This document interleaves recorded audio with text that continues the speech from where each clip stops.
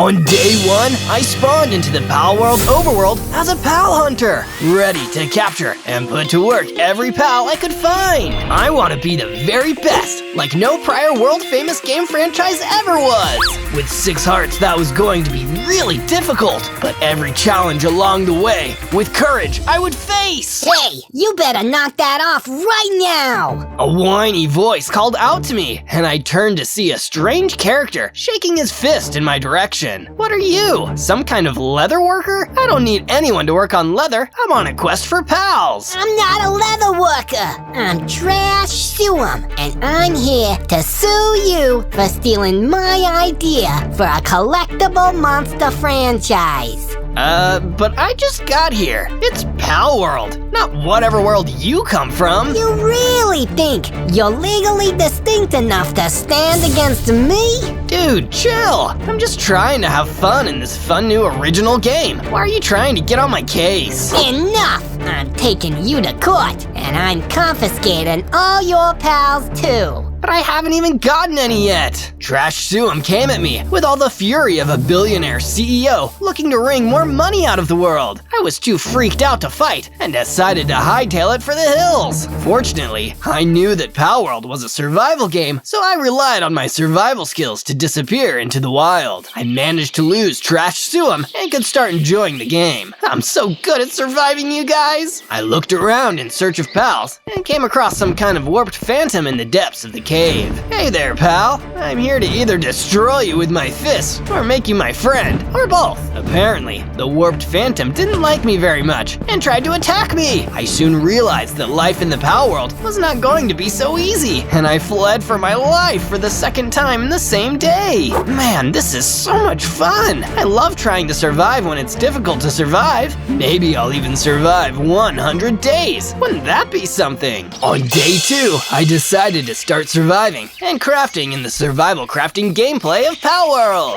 Wow-wee! A game with both survival and crafting. That's so original. I punched trees in order to gather wood, and some of the trees dropped apples for me to eat. Yum yum! Delicious survival! Once I had a sufficient amount of wood, I was able to craft a wooden pickaxe. I tunneled into the ground to gather stone and immediately upgraded my wooden pickaxe to a stone pickaxe. So this is the true Palworld experience, unlike any game I've ever played. I went ahead and crafted a stone sword with the remaining stone I had. Sweet, a weapon. Now I can meet new pals head on. Of course, I would need a place for all of my pals to stay, so I started building a Palworld base in the typical Palworld fashion. It's like one of my normal bases, but it's Palworld somehow. Yay, Palworld! In the process of building, another warped phantom showed up in the area. Seizing on the opportunity I was denied earlier, I drew my sword and ran towards the mob in order to make it my pal, or else. Let's try this again. Hey there, pal. I'm not your pal, buddy. I'm just a warped phantom of bygone times, looking to inhabit this world for the sake of nostalgia. Yeah, that's weird.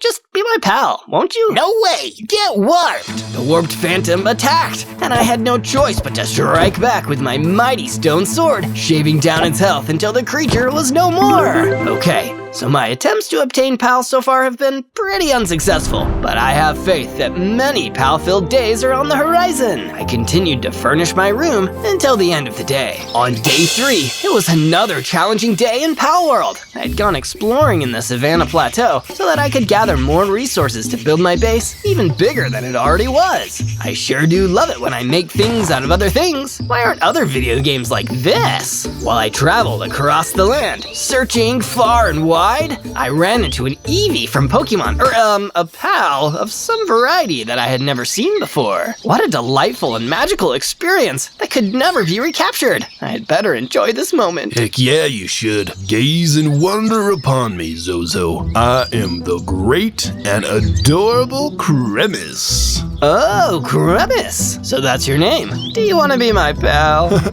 You must be joking. Cremis doesn't belong to anyone but Cremis. Best run away before I pummel you to the shadowy realm with my cute, fluffy fists of fury. Jeez, this is a surprisingly violent vibe for the whole Palworld thing. But you know what? I guess you can enjoy being independent. For now. Yeah, that's right, little nerd. Saunter off and come back to Kremis when you have enough badges to train me, whatever badges are in Palworld. Deflated and dejected, I wandered the Savannah Plateau without a pal in the world. Oh man, I'm totally failing at Palworld. I'll never gain a pal of my own. Just then, a Vulpix from Pokemon, a fox-like pal I had never seen before, appeared before me. I'll be your pal. Aren't I pal enough?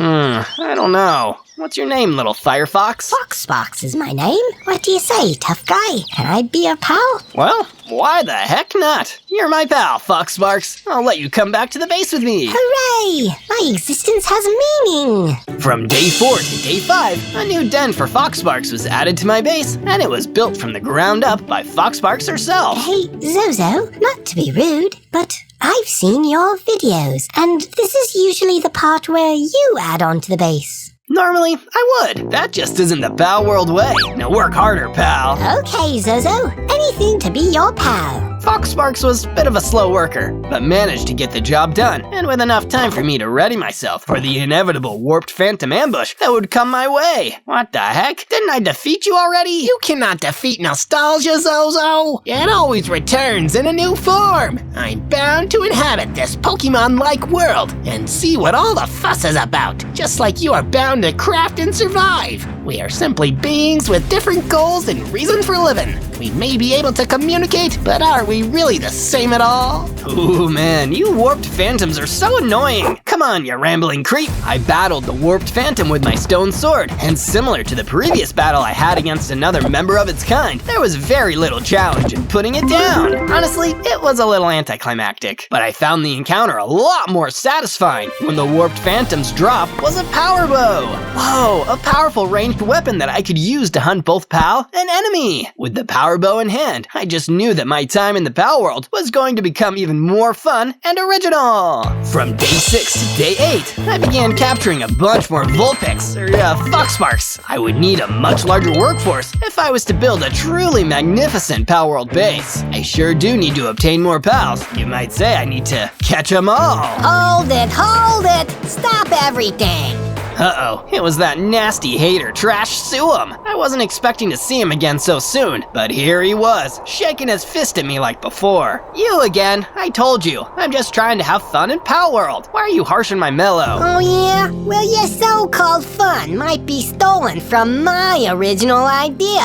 You know, Pokemon? The biggest collectible monster game in the whole wide world. Didn't Satoshi Tajiri create Pokemon and not some leathery, leatherworking looking dude? Be quiet! I'm sick and tired of people saying Palworld is so cool and original. Tell me this, Zozo. Does your precious Palworld have these? Trash whipped out an exploding crossbow and pointed it at me. Oh cool, a ranged weapon! I heard Palworld is full of those. Did you get it here?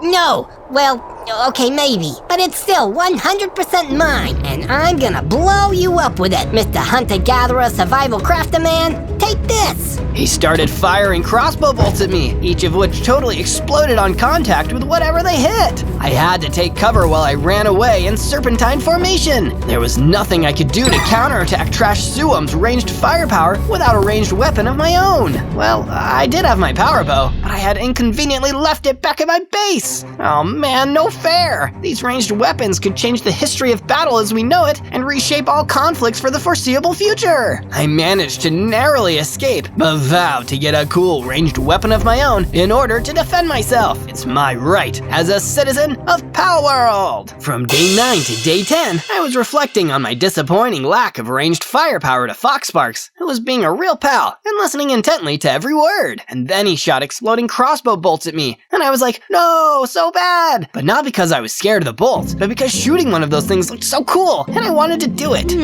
As your bestest pal in the whole wide world, it sounds to me like you really need to get your hands on an awesome ranged weapon, and nothing else will make you happy until you do. That's exactly it! You totally get me, Foxsparks. I don't even know where to find trained one. I guess I'll settle for my power bow, even though I don't even know if it's really that powerful. Would it make you feel better if myself and all the other fox sparks you captured did a bunch of unpaid labor on your base? And how? So the Foxsparks began to work hard at making the base super duper by working on a storage room, a nice and cozy furnace room, and a training room in order to make up for the lack of a cool shooty weapon in my hand. My little legion of pals began work on a premium statue of one of the most famous and iconic pals in all of Palworld. Who's that Pokemon? Pal. The back-breaking labor continued until the base was up to my standards and my sense of emotional fulfillment was satisfied. My Palworld base now had a storage room, probably for keeping my ranged weapons, if I had any. There was a training room where my pals could engage in pal battles, climb ropes, and grow stronger with more experience. The last upgrade was a heating furnace, powered by the very flames of the many fox sparks that maintained my base. That's what pals are for. From day 11 to day 12, I continued to have harmless fun in Palworld, while Trash Suum seethed with barely concealed loathing. Oh, I'm so angry. So very, very angry. I can't believe Zozo and so many others all over Palworld are having fun with pals. Why can't they understand that it's all just a big ripoff of Pokemon, which was all my idea? I'm gonna sue them into next week, and then the week after that. Heck, I'll even sue them into next month, and next year, and all eternity. Nobody should ever get to have an idea remotely similar to mine, ever, because my name is Trash Suum, and that's exactly what I'll do. Trash shook his fist to the sky until the sun went down and continued shaking it until the sun came up. He was pretty tired at that point, but he was no less angry about it all. You know what? Maybe I need to try a different angle with all this. I am angry, but if I come in all hot and bothered, it's really gonna put people off of my message. I'm gonna gather my thoughts and make sure I actually have a case here. Once I do, I'll approach Zozo and have a frank conversation about whether or not Palworld is actually a ripoff. If it is, then I'll destroy him. No. That's still too much anger. From day 13 to day 15, I returned to the Savannah Plateau in order to rise to the challenge of facing down Eevee. Cremis. Come out, Cremis. I'm way more ready to take you on now. Cremis emerged from the rocks with a look of adorable determination on his face. Is that a fact? Really think that you have what it takes to match my terrible and ultra cute might? You must be dreaming, and I'm about to wake you up. He charged me, but I backed up and drew my power bow, which didn't shoot exploding bolts or anything, but was able to do some ranged damage. After a few shots, I realized that the power bow wasn't that much worse than a crossbow, and I started having fun again. And when I'm having fun, I've already won. Cremis took several more hits from my power bow. I dodged for my life until I could draw my stone sword and close into melee range. With a few more slashes, Cremis had been defeated, and I won the fight. Ha! What do you think of that, Cremis? How do you like me now? That's when I realized I was talking to a pile of XP. Maybe I should have captured him and made him my pal. Yeah, well, XP is still super good. Yummy yummy in my level up tummy. I drank, or ate, or absorbed the XP and became an advanced Palworld survivor with 20 hearts and a sonic shriek that could stun pals from far away. More ranged options. Now that's what I'm talking about, pal. From day 16 to day 19, I had my pals dig a mine shaft beneath the base, allowing me to access the subterranean riches of Palworld. Mining too? Palworld has it all. Before too long, I got my hands on a mess of iron ore, which I would soon be able to process into some upgraded tools for my Palworld experience. But in order to do that, I'd have to return above ground. It was far more difficult than I expected. I was confronted by a small horde of forsaken pals, left down below the surface of the ground because nobody wanted to associate with them. Get back, you unpopular creature designs! That'll teach you to want to be pals with me! After I had ruined the self-esteem and corporeal forms of the Forsaken, I went back to my base and smelted the iron ore into iron ingots. Then I made myself an iron sword, an iron pickaxe, just like in Palworld. Wait, no, I do mean Minecraft this time. From day 20 to day 22, I was chilling in my totally rad Palworld pad when I was approached by my original Vulpix, Fox Sparks, the only pal I ever willingly have full conversations with. Another lovely, unbearably fun day in Palworld, huh, Fox Sparks? It's about to not be so no fun anymore, Zozo. Guess who's knocking at the door to the base? Is it Cremis? What? No, it's not Cremis. It's Trash Suam, and he's here to discuss the legal case with you. Legal case? What legal case? Oh, nothing. Just the legal case over whether Palworld is original or a ripoff of some other monster franchise where the fate of the entire Palworld hangs in the balance. That legal case. Alright then. Let me go talk to him. I stepped outside to find Trash Suam holding a stack of papers. It seemed he was serious about talking about the law. Hi, Trash. Look, I don't really know if I'm the right guy to talk about this with, but I'm glad you're taking your anger to a constructive place. Oh, Zozo, you wish this was just about Palworld. You wish that was the case, but it's not. I caught you red-handed in one big boo-boo. You've blundered, you've stumbled, you are Humpty Dumpty, and you're about to take a big fall.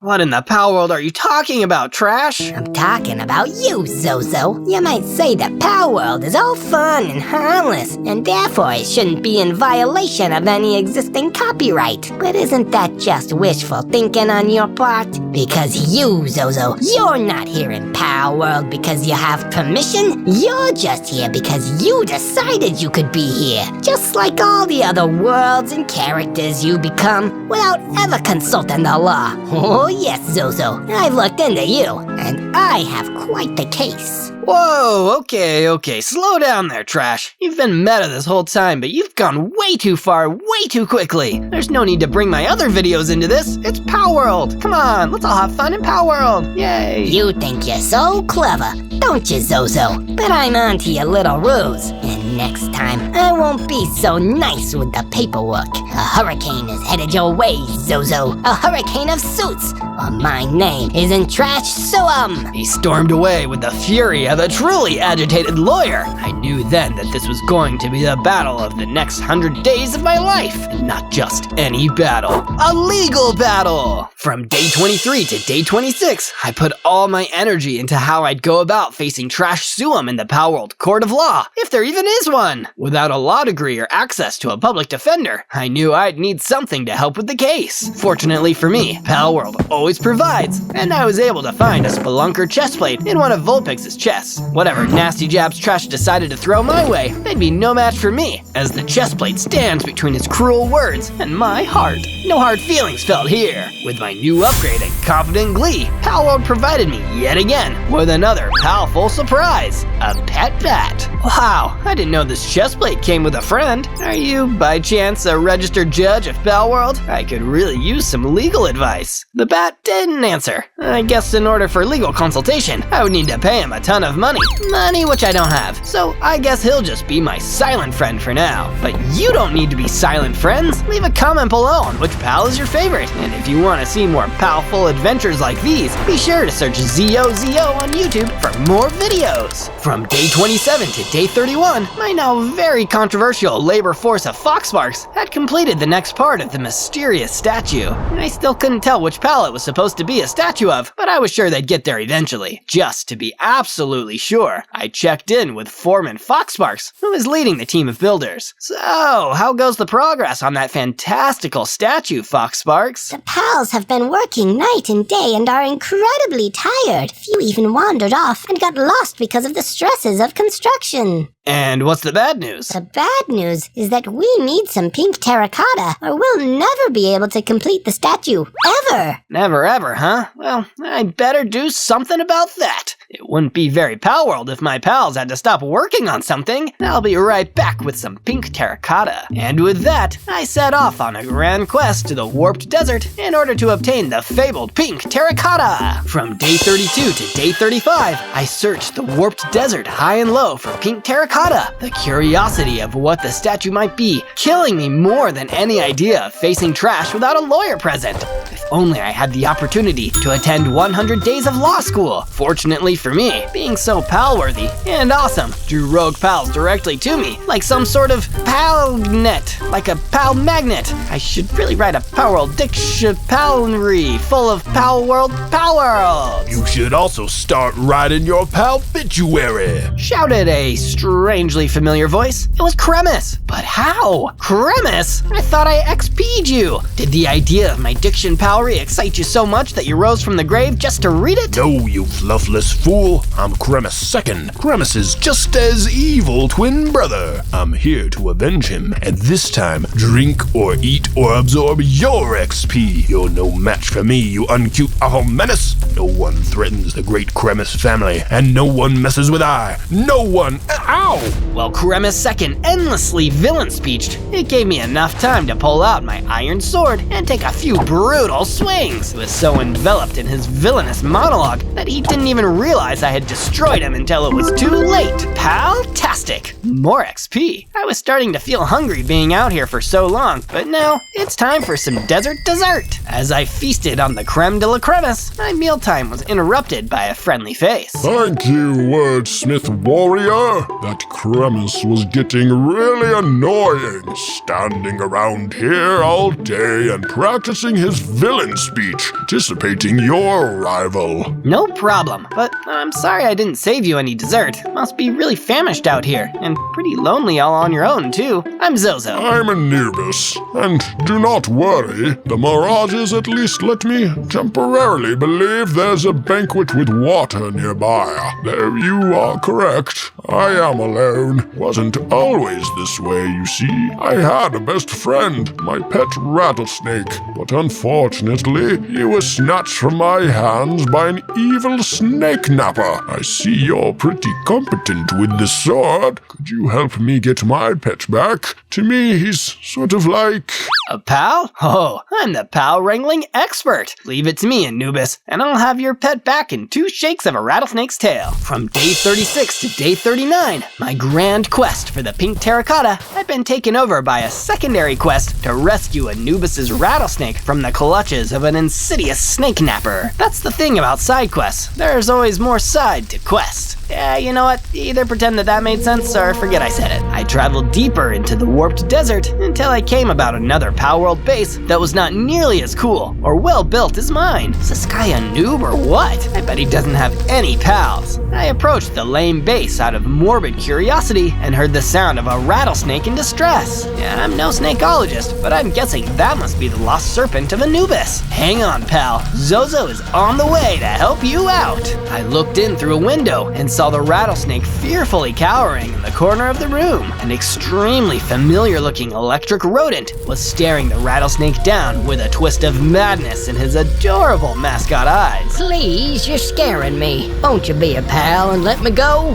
What did you call me? All I said was you should be a pal. Don't you ever call me that. I am not one of you. I'll never be one of you. I shouldn't even be here in this world. And unless somebody sends me back, I'm gonna keep kidnapping pals. That's when I realized who this sinister kidnapper was. It was Pikachu from Pokemon. What is he doing here? Palworld is a completely different game than Pokemon. I didn't know what to make of this dangerous situation, but I knew that Pikachu didn't become a worldwide cultural icon by being easy to beat. I had to come up with a foolproof plan before I went in his base, or else I'd be thunderstruck for sure. From day 40 to day 43, my genius plan had begun to unfold. I called forth the bat from my Spelunker armor and set it into the room to distract Pikachu and lure him away from the captive rattlesnake. Oh, stop it, you darn bat. Back in my world, we don't have bats. We have Zubats, and they're twice as annoying, but in an endearing way. Pikachu followed the bat out of the base, and I was able to infiltrate. While I was making my way to the rattlesnake, I discovered an armory chamber, and inside was a mechanical short bow. Whoa, this is one fire-ranged weapon. The power bow may be powerful. This thing will fire arrows super fast with advanced technology. I gotta have it.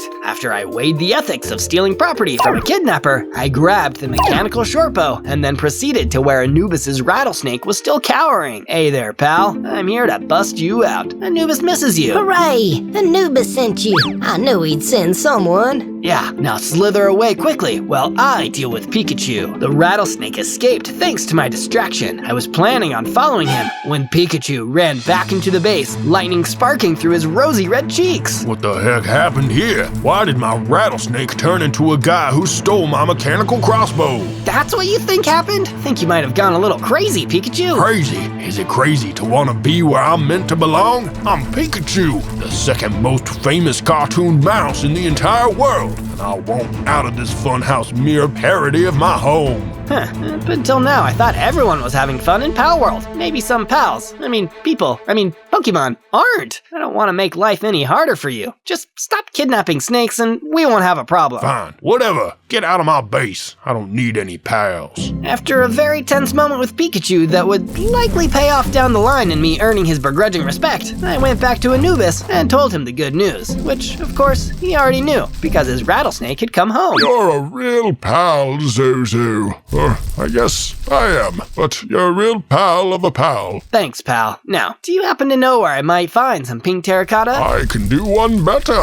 There you go. 5 stacks should be enough, right? More than enough, pal. From day 44 to day 49, I returned back to my base with pink terracotta, excited to see my statue unfold. However, in my absence, the Foxparks decided to go on break. Hey, no sleeping on the job. But Zozo, there was no job for us to do. Not without pink terracotta, and because you never let us go home to sleep, we needed to catch some Z's. Oh, you'll be catching Z's all right. 2 Z's and 2 O's, standing for Zozo's Fist, because I caught you all slacking on the clock. It's double the work for all of you. Sending my employees back to work on my glorious and mysterious statue, I realized my base was in need of an upgrade. And because I never break a promise to my loving employees, doubling the work it shall be. You, Foxpark number 3. My name is David. Foxpark number 3, go fetch Foxpark number 7, 10, 4, and 35. If I don't see a perimeter wall up by sundown, I'm cutting your pay tenfold. Tenfold? Oh no, but we don't even make 1-fold. Thrilled to begin working again by their own free will, and definitely not ruled by the fear of being unemployed I instilled on them, my Foxparks rushed to start construction on the perimeter wall. Man, what a healthy workplace environment this is. Sitting down and watching my Foxparks work for days on end is super exhausting, so I headed back to my other happy hired hands to see the progress made on my statue. It wasn't quite done yet, which was mildly disappointing. If you Foxparks don't pick up the pace, I may have to start considering layoffs. Whoa, hearing that made my Foxparks work twice as hard. They must be just as eager as me to see the statue unfold. If they continue at this speed, it'll be done in no time. From day 50 to day 53, my base was under attack by another member of the family. Where do all you Cremis keep coming from? Or is it Cremises? Cremisises? Enough! Behold my totally original and adorable creature design, even within my own family. For I am Sister Cremis, otherwise known as Cremesis, otherwise known as your nemesis. You may be able to ride Cremisis with a nemesis, but a tomato potato. Let's do this fight now. I drew my mechanical shortbow and ran out to face Sister Cremis in the most fun and epic Palworld battle in the history of Palworld. So far, my new Cremis nemesis had all the powers of the previous members of her family that I had battled, also heightened knockback on all of her attacks. But I had powers too. My warded shriek was a good accompaniment for my rapid-fire shortbow arrows, and like the other 2 Cremis before her, Sister Cremis was no match for Zozo. Ah, now that's what I call another fun Palworld gaming experience. My overwhelming feeling of fun caused me to level up and obtain a total of 30 hearts. I also gained the Smash ability. Yay! Now I can cause destruction to the world around me. I'm gonna wreck it. Whoa, that's good. Did I just come up with that? I was about to go brag to all the Foxparks about my newfound awesomeness, then I saw Trash Suum fleeing the base while carrying my original Foxparks. Zozo, help me. He's capturing me and taking me back to his base, which ordinarily is what we pals are for. But I feel like in context, this is a lot more sinister. Quiet, Vulpix. You are property of the Pokemon Company and are important evidence in the case against both Palworld and Zozo. Or my name isn't Trash Suum. Trash took my Foxparks, far away before I could hope to catch up with him. No, my pal! This is the worst day in Palworld history. I'll never forgive you for stealing my stuff, Trash Suum! From day 54 to day 57, I had to spend a lot of time reworking my base from the attack inflicted by Sister Cremis, better known as Cremesis. I wonder how far the Cremis family tree extends. Destroying my property, how long would it take to wipe them all out? Just like how they wiped out part of my precious base. Foxparks number 1, you'd better get started on repairing my base. I yelled for my best Foxployee, but to my surprise, he never came. Must have been slacking off again, or worse, had attempted to use his non-existent paid time off. Oh wait, that's right, that scoundrel. Trash Suum stole him. Oh, I'll get that trash bag back for this. If my name isn't Zozo. I looked around to the rest of my Fox Sparks, who had already started working on my base's repairs, but weren't going fast enough to my liking. Losing my Employee of the Month Fox Sparks #1 was really taking a hit to my company, and so I did what any great business owner hates to do, actually work at my own company. After helping my Fox Sparks repair my perimeter wall, I needed a well-deserved break. Unlike my Fox Sparks, I was allowed to take breaks whenever I wanted, so I left my awesome empire to visit an old friend of mine. Hello, Zozo. How are things going at your base? My base? Oh, you must mean my enterprise. Well, things are going horribly. It seems like the kidnapping karma has come to bite me in the butt this time. My arch nemesis stole my #1 employee, Fox Sparks #1. That's a shame, pal. Are your other Fox Sparks still there? Yes, thank Palworld. If it weren't for them and their low to no compensated labor, I don't know how I'd keep my business and building and base going. Perhaps you could do the work yourself.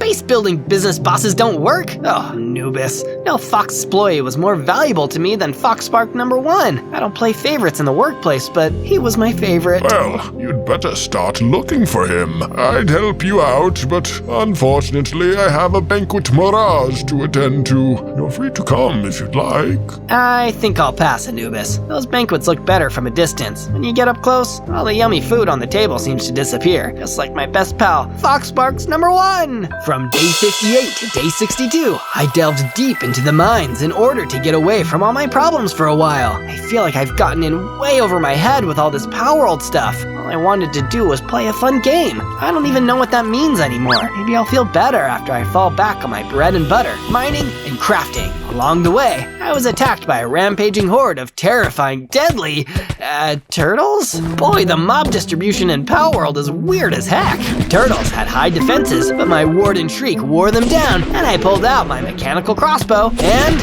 honestly, is anybody that excited about hearing how I defeated some turtles? I mean, they're just turtles. Name one more animal more boring than a turtle.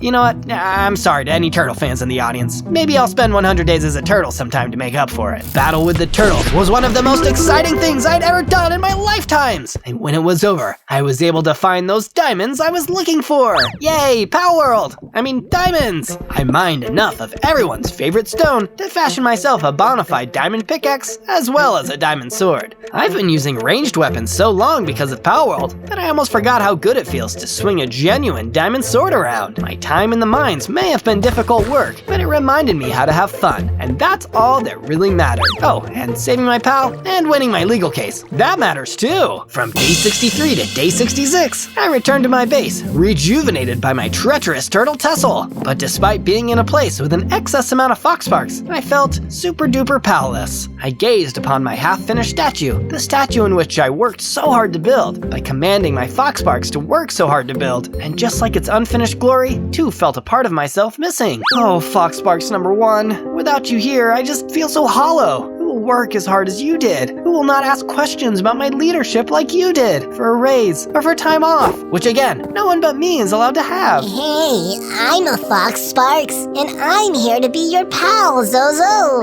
Not you, Fox Sparks #9! As Fox Sparks #9 ran away sobbing for presumably no reason, because I am the nicest boss ever, I continued to stare up at my statue in Palworld pensiveness. But before I could finish cathartically yelling at my Fox employees, I received a letter in the mail. Return address said it had come from a courthouse. Why would a courthouse be sending me a letter? It's not like I've broken any Palworld workplace ethic laws. Can't miss bossing around my employees for jury duty. It was then that I realized what this was all about. All my #1 Fox Sparks lamenting had summoned this opportunity straight into my hardworking hands. Wait, this letter is from Trash Suum, and he's mandating me to present myself at his court. I have the chance to fight to get my #1 Fox Sparks back. Little pal, I'm coming for you. If my name isn't Zozo. With my totally original catchphrase, I stolen from no one but my own mind, I decided to get suited up, quite literally, and prepare for my big day in Palworld Court. Am I innocent? Guilty? I'll let you decide. So be sure to subscribe, cause I'm terrified. Hey, that rhymed. I'm a poet and didn't even know it. From day 67 to day 70, I followed the address on the court mandate deep into the ebony woods until I found a spooky old courthouse. I guess this must be venue where the trial of the century will be held. I don't know if I'm ready to stand up to the legal might of Trash Suum. I've gotta save my pal. This is Palworld after all, not abandon your pal's world. I marched right up to the front door and found it guarded by yet another hard-shelled turtle mob. Only this one had cannons mounted on his shoulders. Whoa, turtles just got a whole lot more exciting. I take it all back. This dude is rad. Looking a little closer, I realized that I was looking at the water Pokemon Blastoise, or a pal of some kind that I'd never encountered before. Hey pal, I'm here for my day in court. Can I go in? Blastoise. Yeah, that's a good one, just like the Pokemon. But really though, what is your pal name? Blastoise. I suddenly realized that I was dealing with a real Pokemon, and he was not happy about being asked so many questions. Blastoise fired a water blast at me, so I doubled back and found some cover to hide behind. I pulled out my mechanical short bow and started firing as many arrows as I could. Blastoise's water was everywhere, so it was difficult to stay dry for long, but fortunately, I had a secret weapon, my Warden Shriek! I stunned the big blue tortoise with a well-timed shriek and rushed in with my diamond sword to seal the deal. Well, that battle didn't exactly scream Palworld, but I sure enough got the job done. I proceeded inside the courthouse, knowing that the day of my destiny would soon be arriving. From day 71 to day 74, I presented myself in Trash Suum's court. Fortunately, my fancy suit was covered in muddy sticks and leaves from that Blastoise battle out front. What I lacked in style, I made up for in confident courtroom charisma. Confidence, until I saw another Cremis at the witness stand. Old man Cremis Senior testifying against, hey, you! That's the whippersnapper who took down my entire family. Got a lot of explaining to do, Mr. Muddy Suit. If I'm not under oath, I don't have to explain anything. You look mighty hungry, Grandpa, so I'm about to serve you some defendant dessert. Eat this, old man. Still brandishing my diamond sword, I ran at Old Man Cremis Sr., swinging with all my might. This Cremis was surprisingly sharp for his age, and he dodged my every attack.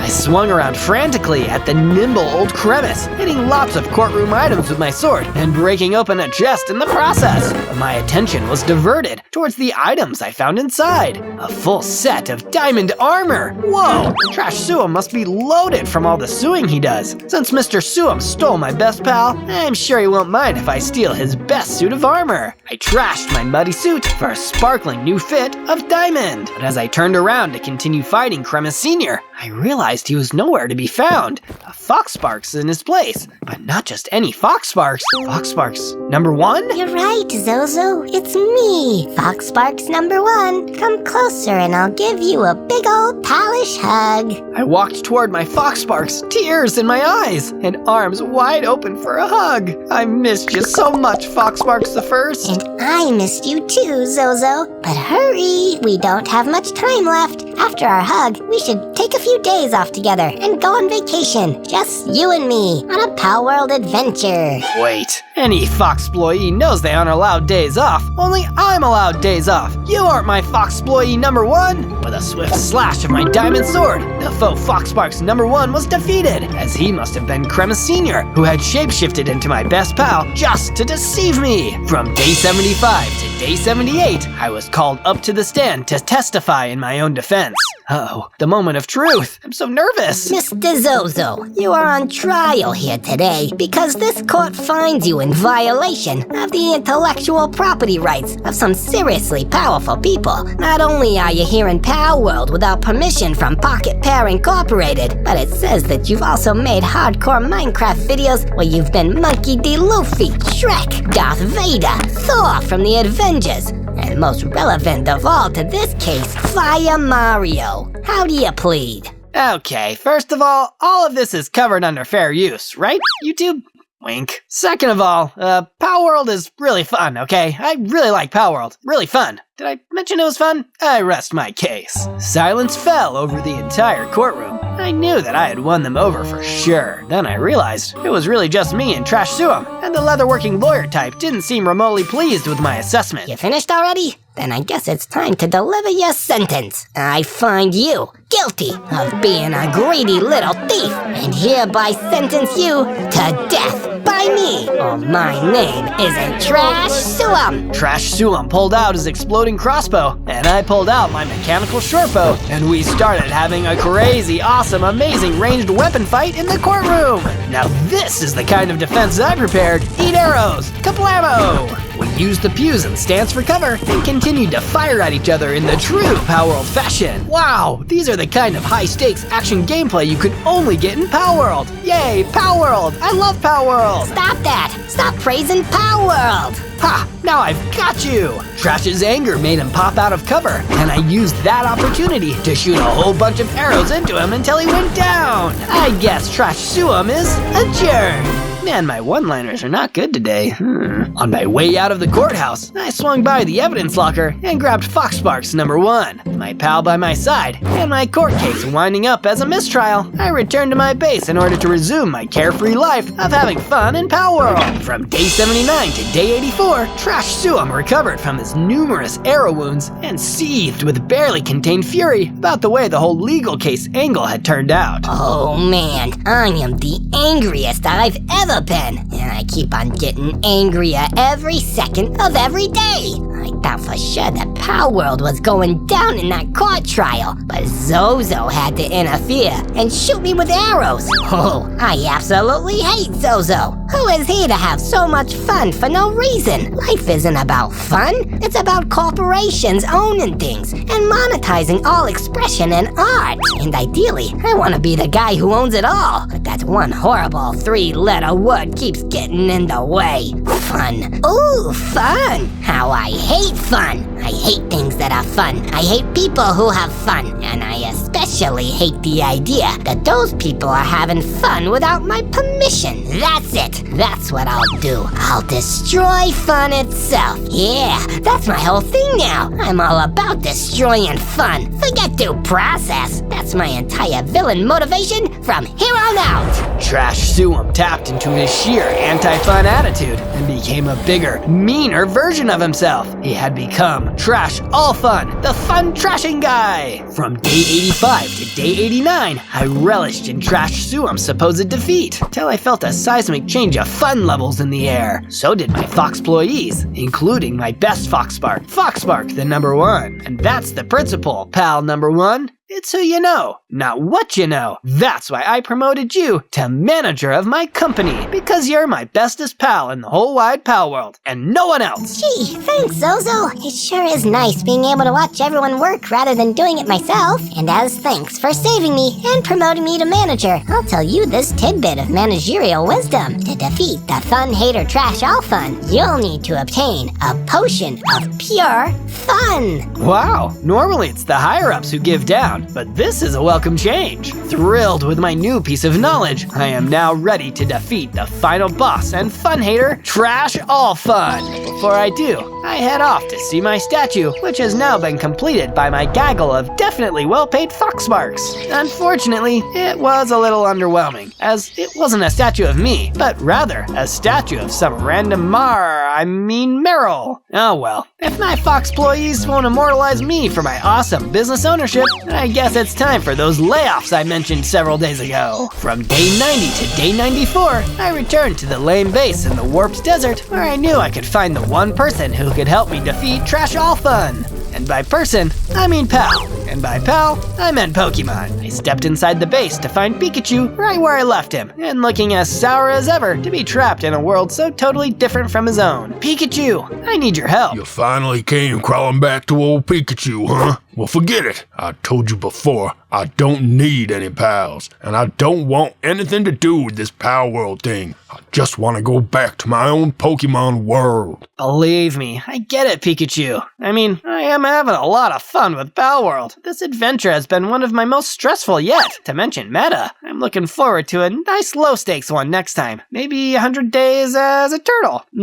Yeah, I've really warmed up to it. Wait a minute. That's it, Zozo. Clear this challenge at at the end of 100 days, I'll no longer be a character in this story, and I'll be free to return home. Guess we've got the same goal then. You help me defeat Trash All Fun and save Palworld, and I'll survive through the remaining days so you can be a Pokemon again. You got yourself a deal, Zozo. Here, take this. I was saving it for when I really couldn't take it anymore, but you should have it. Pikachu handed me a potion of pure, concentrated fun. Whoa, what'll happen if I have this much fun at once? The effects are unpredictable. Save it for the right moment. Thanks, Pikachu. I choose you to be my Don't say pal. Pokemon! Yay, Pokemon! From day 95 to day 97, I found myself face to face with Anubis because I had invited him to hang out in my base like a pal of mine. I don't know why I phrased it that way. It seemed more dramatic than it was. So, Anubis, we're pals, right? It's the name of the game, Zozo. Also, yes. That's good to know. So, what are you gonna do to help me with the battle against Trash Suum, or Trash Alpha? Oh, I hadn't thought of anything. I let you stay here for free, and I don't even charge you rent, and this is the thanks I get? Oh, Zozo, chill. I was having a really nice day, just staring at mirages before you got all demanding. The stakes are really high, Anubis. All the fun in the Palworld is on the line. Come on, be a pal. Anubis groaned and left the room for a moment before coming back with a full suit of netherite armor. Yeah, it's a full suit of netherite armor for you, pal. Thanks, pal. I equipped the netherite armor, feeling armored by both the defensive stats and the confidence of knowing my pals had my back. On day 98, my life of fun in Palworld was drawing nearer to its climactic end. I sure did meet a lot of pals, build a lot of stuff, and fire a lot of arrows during all of this. But it's not about the pals you make on the journey, it's about how many journeys you make with your pals. And I've got plenty of those. And you can find them all by searching for more Zozo videos. Also, remember to leave a comment about what I should do next. Ooh, say turtle. I really want to be a turtle now. On day 99, I returned to the courthouse in the deepest part of the Ebony Woods. Inside, Trash All Fun was waiting for me, a massive version of what he used to be. What he used to be was already really bad. Trash All Fun. That's my name, and that's what I'll do. I'll trash all fun and make sure there's none left for anybody. What happened to you, Trash? You've become a far more one-dimensional character than I remember. This is your fault, Zozo. You and all your pals who are having fun here in Palworld. You made me into this, and now you're gonna regret ever having fun in your life. Not so fast. I'm about to drink a potion of pure fun, so we'll see who's laughing after that happens. Probably me, because it's gonna be really fun. I drank the entire potion of pure fun in a single gulp and was immediately overtaken by the vast amounts of fun circulating through my form. It's almost too much fun, but I can handle it. I can evolve with it.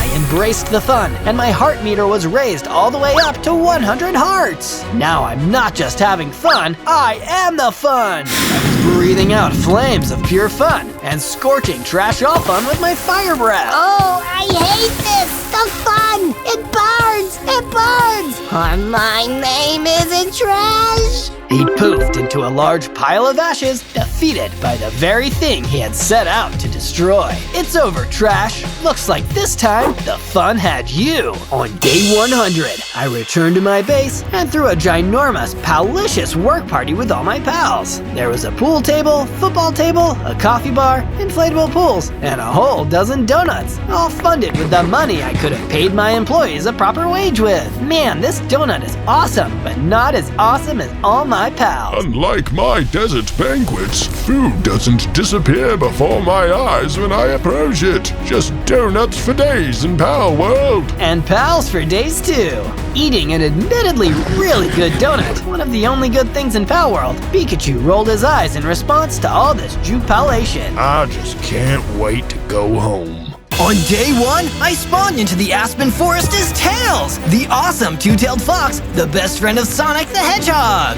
Oh, I'm a little baby Tails. This is adorable. Still, I can't wait to get bigger and stronger. But before I could even think about that, I was hit by a crossbow bolt and wounded. I turned and saw a big, scary armored Vindicator coming through the trees towards me. Well, if it isn't Tails, I've been searching for you.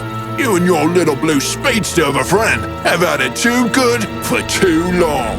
Wait, you mean Sonic? He's not here. I'm just Zozo playing his tails. What kind of problem do you have with me? You seem to think I'm some common vindicator, that you can trick me. You're wrong, Zozo, if that is your real name. It is! I am a machine designed to destroy pesky little animals like you. And you may know my creator's name, Dr. Robotnik. Oh no, not him. Anybody but him. He gave me a mission. I have to destroy you in 100 days. And believe me, I will never fail my mission. He talked a big game and looked like he could back it up, so I turned and ran for my life. I may not be as fast as Sonic, but that doesn't mean I'm not cool and tough. I'm gonna figure out a way to stop this evil robot from completing its mission. On day 2, I went deeper into the Aspen Forest, keeping a low profile to avoid being spotted by that terrifying armored Vindicator. If he was made by Dr. Robotnik to hunt us down personally, he's gotta be one tough customer. I've got 10 hearts, and I'm already injured, and my hunger bar is way too low. I've gotta get some food immediately. Lucky for me, surrounded by all these trees, it wasn't hard to find an apple tree and fill my inventory with yummy, healthy fruit. An apple a day keeps the armored Vindicator away. But that didn't mean it'd keep every enemy away, because soon enough, a frozen zombie came shambling towards me through the trees. A frozen zombie? What are you doing all the way over here? I'm another one of Dr. Robotnik's experiments. I'm not just a frozen zombie, I'm a cyborg zombie. That's just one more reason to run away from you really, really fast. And so, I did. I ran away, regretting that I didn't have Sonic's super speed. I managed to escape the frozen zombie cyborg, but on the way out, I almost stepped on a blob of slime. Ah, gross. Hey, that's not very nice. Oh, I'm so sorry. I didn't realize you could talk. I'm Zozo. And I'm Blowbert, the conjured slime. You look a little anxious there, pal. A little green around the gills. Have a healing potion. Blowbert gave me a healing potion, which I eagerly drank, feeling my hearts replenish. Phew! That was exactly what I needed. Thank you. It's a relief to know there are some nice people around here. Very kind of you to say so. Come with me. A good friend of mine has a camp around here. You'll want to warm your hands by nightfall. That's an offer I can't refuse. Lead the way, Blowbert. On day 3, I followed Blowbert through the forest as day slowly turned into night. Thank you for being so friendly to me, Blowbert. I feel like all I've done since I've gotten here is run away from scary people who want to hurt me. I know how it is. This may surprise you, but people aren't exactly friendly to us conjured slimes. We have to deal with a lot of meanness from people, so I always try to be kind to others. After a little more walking, I'd found the campfire Blowbert told me about. I went over and saw an iceologer warming himself next to the flames. Hello there! I trust you're a friendly one, or you would have started attacking me by now. You're right. I'm Zozo, and I'm on the run from Dr. Robotnik's armored Vindicator robot. Ah, Zozo, it's a pleasure. I'm Ivan the iceologer. I was here studying the ice caps until that dastardly Robotnik melted them to resurrect the frozen zombies. So now I'm hiding out too. Wow, Robotnik really has ruined everything out here. Is he still in the overworld? Nope, he left this dimension to go and trouble others, and left that armored Vindicator robot to rule on his behalf. Wait, so that means if I defeat the armored Vindicator, not only will I solve my own problems, I'll also save the entire world? Well, theoretically, but surely nobody can defeat the armored Vindicator. That's not gonna stop me from trying. From day 4 to day 5, I left the campfire with Blowbert and went exploring for a perfect place to make a base of operations. Why make a base, Zozo? Isn't it better to stay on the move? Rest is important, Blowbert. Plus, with a base, we can work on building defenses for ourselves in the event of an attack. That's pretty sound logic. I guess you can have this wooden pickaxe I've been saving for a special occasion. Blowbert gave me the wooden pickaxe, and while I didn't want to look ungrateful, I did use it to immediately mine into the ground and gather enough stone to make a stone sword and pickaxe. Sorry, Blowbert, stone is just more effective. But to make it up to him, I started building a cool little base with 2 rooms. One for me to sleep in, and another one for Blowbert. It wasn't much, but at least it'd be a roof over our heads. Wow, Zozo, this is amazing. With a room to sleep in, I won't need to worry about someone stepping on me while I'm sleeping. But that didn't mean I could afford to stop being alert. Once my base building for the day was done, a vicious leap leaf came running out of the forest towards me. There was no talking it down. Instead, I pulled out my stone sword and started attacking. Soon enough, I defeated the leap leaf and gained enough XP to level up. I got bigger, stronger, jumped up to 30 hearts, and got an all-important new power, flying! This is awesome! Now I'm really just like Tails! From day 6 to day 8, I decided to put my new flying power to good use. I took off and soared all the way to the Basalt Barrera. It's so cool to see this place from above, but I could stand to get a closer look. That's why I flew down to the ground and started exploring. But it seemed that Dr. Robotnik's price on my head expanded even beyond his creations, because the second I touched the ground, an icy creeper came running towards me. Back up, back up, back up! Boom! The icy creeper exploded, leaving a huge crater in the ground. And I was able to safely descend again. Great Scott! That was amazing, lad! I turned and saw a rugged mountaineer emerge from behind a rocky outcrop. He came towards me, showing no signs of aggression. The name's Michael the Mountaineer. But sadly, I've got a terrible sense of direction, so I still haven't found any mountains yet. Say, would you mind doing me a favor? Does it involve helping you find a mountain? Oh, you'd think so, but no. This rascal, the Vindicator Chef, used to be the personal chef for Dr. Robotnik when he was still around here. He needs to be taught a thing or two. Well, it's not like Dr. Robotnik and his men can hate me any more than they already do. Let's do it! From day 9 to day 10, I followed Michael the Mountaineer through the Basalt Barrera until we came upon the Vindicator Chef. You stay back here, Michael. This could get tasty, and not in a good way. With Michael hanging back, I went in to confront the Vindicator Chef. But he seemed a lot gnarlier than you'd expect from a humble food service worker. The sad little fox. My brother told me you'd be coming. I'm preparing a special meal for you. 3 courses, an appetizer of surprise, a main course of fear, and humiliation for dessert. All this food for me, and all I'm gonna serve you is your words, Vindicator Chef. But I soon regretted being so arrogant, because the Vindicator Chef was not to be trifled with. He defeated me soundly, and all he could do was run away. Right back to Michael the Mountaineer. Is everything okay, Zozo, old chap? This chef is way more dangerous than I thought. I'm gonna need some better training and weapons before I can take him on. Wanna come stay at my base in the meantime? Happily! I can search for more mountains there! From day 11 to day 12, I returned to my base with Michael the Mountaineer and immediately set about making him a chill little bedroom attached to mine in Blowbird's. This is a truly wonderful little abode, Zozo.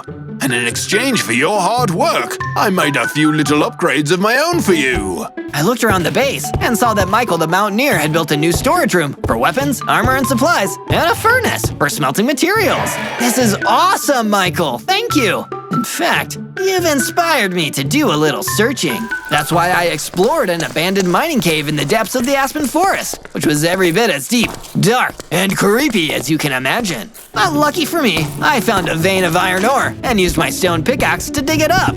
Once I'd collected enough, I went back to my base and used the furnace to smelt it into workable ingots. I used those ingots to make myself a cool iron chestplate. The best offense is a good defense, I've always said. The only thing the base was missing was some livestock, so I went about finding some sheep in the Aspen Forest and shepherded them back to the base. I built a little fence around them with enough space for them to roam freely. Now this base is feeling a lot more like a home. From day 13 to day 15, I once again spoke to my friend Blowbird. I needed advice from a goopy guy who knew his way around the block, so to speak. I'd say you should start investigating the clues Robotnik left behind before he left the overworld. I know he had a present in the Basalt Barrera and the cold swamplands, so maybe there are clues for how to defeat the armored Vindicator out there. Hey, it couldn't hurt. That's some great advice, Blowbird. Thank you. I flew out to the Basalt Barrera first, seeing as it was slightly more familiar territory. I started searching around for an entire day, but I couldn't find anything. However, a frozen zombie found me. You're too late, Zozo. We've scrubbed this place of any evidence of Dr. Robotnik's plans. And next, we're going to do it in the cold swamplands. Wait, so that means you haven't done this in the cold swamplands yet? Oh, crud! Me and my big mouth. I better destroy you now to save face. I flew into battle with the frozen zombie, and after a tough fight, I was able to finally take him down. And when I did, he dropped some kind of potion. Well, I am a little thirsty. I drank the potion and suddenly felt myself getting bigger and stronger. I had 60 hearts now and a new power. I slammed my fist into the ground, shattering a bunch of the blocks below me. I guess I had some strength that even Knuckles would be proud of now. From day 16 to day 19, I flew into a totally new location, the cold swamplands. Can't say I'd want to build a summer home here, but if Robotnik used to have a research lab here, it's worth checking out. I touched down and started searching. I was actually searching for 2 whole days when I finally found a ratty old book laying in the swamp. The cover read, Robotnik Research Notes. That sounds like a real page-turner. Part I read said, the overworld research subjects have been mostly disappointing. The Vindicator Chef was a complete failure, and the frozen zombies are mostly weak. But the armored Vindicator and the Dread Beast are extremely promising. The Dread Beast? Eesh, that doesn't sound good. My reading time was interrupted by another frozen zombie trudging towards me through the swamp. You'll never survive my undead wrath. I'm not afraid of you anymore! I ran in and defeated the zombie as quick as a flash! Sonic would have been proud of me if he'd seen it. From day 20 to day 22, I decided it was time to treat myself to a cool set of new gear. I've enjoyed stone, but I think I need some metal to take it to the next level. And where better to find metal than in the old mining cavern? I ventured back in and mined up a bunch more iron ore, which I then took back to the furnace at my base. Before I knew it, I had an iron sword and iron tools. With these, I think I can settle an old score. I flew back to the Basalt Barrero with my new gear and made a beeline for the diabolical Vindicator Chef. Ready for me to cook up another whooping for you, you worthless fox! Actually, I was thinking I'd cook this time. And I did. With my iron sword, I served up a heaping helping of Defeat the Vindicator Chef. In a flash, he was gone. If I can defeat one Vindicator, maybe I can defeat another. Are you so sure about that, Zozo? I turned and saw the armored Vindicator was standing right there. I had my sword ready, but he was too fast for me. He fired an energy blast at me that took off way too many of my hearts for my liking. So I turned and flew off. I was wrong. I'm nowhere near strong enough to beat him yet. From day 23 to day 26, I returned to my base to give Michael the Mountaineer the good news. Zozo, welcome back, old chap. You're looking mighty cheerful. What news do you have? I did it! That Vindicator Chef is toast! Oh, I do enjoy a spot of toast. Oh, I see. You mean you managed to defeat him? Marvelous! Yeah, it was pretty great. I do have a craving for toast now, though. I thought about making some toast, but instead I decided to satisfy a different hunger. My hunger for mining. I climbed back into the mines and found some more iron ore. Then, I took my freshly discovered ore back to my base and smelted it in my furnace. After making some iron ingots, I was able to craft an iron helmet and a pair of iron boots. I was trying on my new gear when Michael the Mountaineer approached me. Afternoon, Zozo! I do appreciate your help with that terrible chef. I hope you'll allow me to express my gratitude, especially since I've already completed my gift for you. It's a new perimeter wall to keep us all safe and sound. I love it! Thank you so much! From day 27 to day 31, I flew back to the cold swamplands to continue investigating the area. I wonder if I can find more research notes or something even more helpful. I searched the area for days without finding much. I was starting to get pretty discouraged. I was getting ready to turn around and head back home when a friendly illusioner walked up to me. Excuse me, are you the fox that was here a while back? The one who totally wrecked that frozen zombie? That sure sounds like me. Rad! So, listen dude, I'm stoked you did that and all, but I kinda need some more help, if that's cool. You got a place I could crash for a while? I'm scared more of those frozen guys are gonna come through here. Sure, you can come back to my base with me. Sick! Thanks, dude. I led the illusioner back to my base and left him to get settled in. Then, I visited my sheep and collected some wood from them. With more people staying here, I want to spruce the place up a bit. I think some decorative banners will do the trick. Putting up all the banners took a little while, but when I was done, I could tell the hard work was worth it. I wish Sonic could see this base. I bet he'd be really proud of me. I'm sure he would, Zozo. Lobert! Uh-oh, you look pretty upset. What's wrong? I'm afraid Ivan's in trouble. He needs our help. I only hope it isn't already too late. From day 32 to day 35, Blobert and I rushed to the aid of Ivan the Iceologer. We followed the glow of his campfire, but when we got to the campsite, the cozy hideout was overrun with Dr. Robotnik's frozen zombies. Where's Ivan? I don't see him. Don't worry, Zozo. I'll look for him. You handle these horrid creatures. While Blowbird continued searching for Ivan, I ran as fast as I could and started slashing my way through the horde of zombies. When you're in a situation this dire, you've got to go fast if you want to survive. Take that, and that, and that! It was tough fighting so many of them, but I was a much better fighter than I was when I first spawned, and I was able to defeat almost all of them. I was about to finish off the last zombie when he started laughing. What's so funny? An eye for an eye, Zozo. You may have destroyed my friends, but we destroyed one of yours too. What? No, not Ivan! Look at you, so sad. Are you gonna cry about it? Maybe, but right now, I'm gonna do this! And with one final blow, I destroyed the last frozen zombie! From day 36 to day 39, I was desperate to get my mind off of losing Ivan. So I took off and flew all the way back to the Basalt Barrera. As I looked down at the landscape, I could see a geomancer trying to get my attention. Hey, you! Over here! I began my descent and landed right in front of him. Hey, did you want to tell me something? More like ask you something. Hi, I'm Jeff. I've been studying rock formations around here for a long time now, and my research has been going pretty well. Or at least it was, until this super aggressive Cyclops showed up. He's been stomping all over the area and refusing to let me take any samples. He threatened to squash me if I tried again. Yikes, that's no good. Think you could help me get him out of here? I'll give it my best shot. I took off into the air again, and with such a great vantage point, it wasn't long before I spotted the Cyclops. Hey, any chance you'll leave if I just ask really nicely? He didn't say anything, he just tried to attack me. Okay, well, I tried the easy way. Time for the hard way. This looks like a job for my Hulk smash.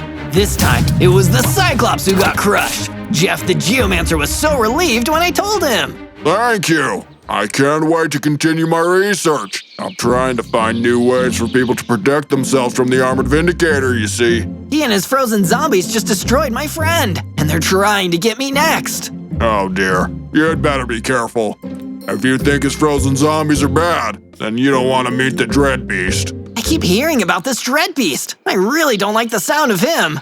Nor should you. He's a vile creature and an extremely difficult force to defeat. Be careful out there. If you're taking on the Armored Vindicator, you'll certainly cross paths with the beast too.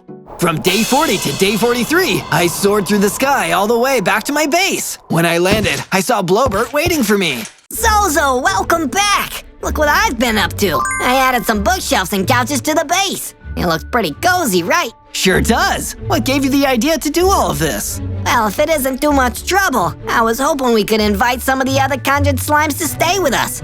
It's a pretty dangerous world out there for a slime, and you've given me a really safe home. I'd love to share it. Go for it. They're welcome here. The next day, a whole group of conjured slimes arrived at the base. Make yourselves comfortable, everybody. I love making new friends. After I greeted the slimes, the Illusioner came to speak with me. Hey man, I could use your help with a, gnarly problem of mine. You think you could fight a Gorgon for me? Once stole my pet axolotl and took him out to the cold swamplands. And I'm not strong enough to, well, get that little dude back on my own. Sure, I'll do my best.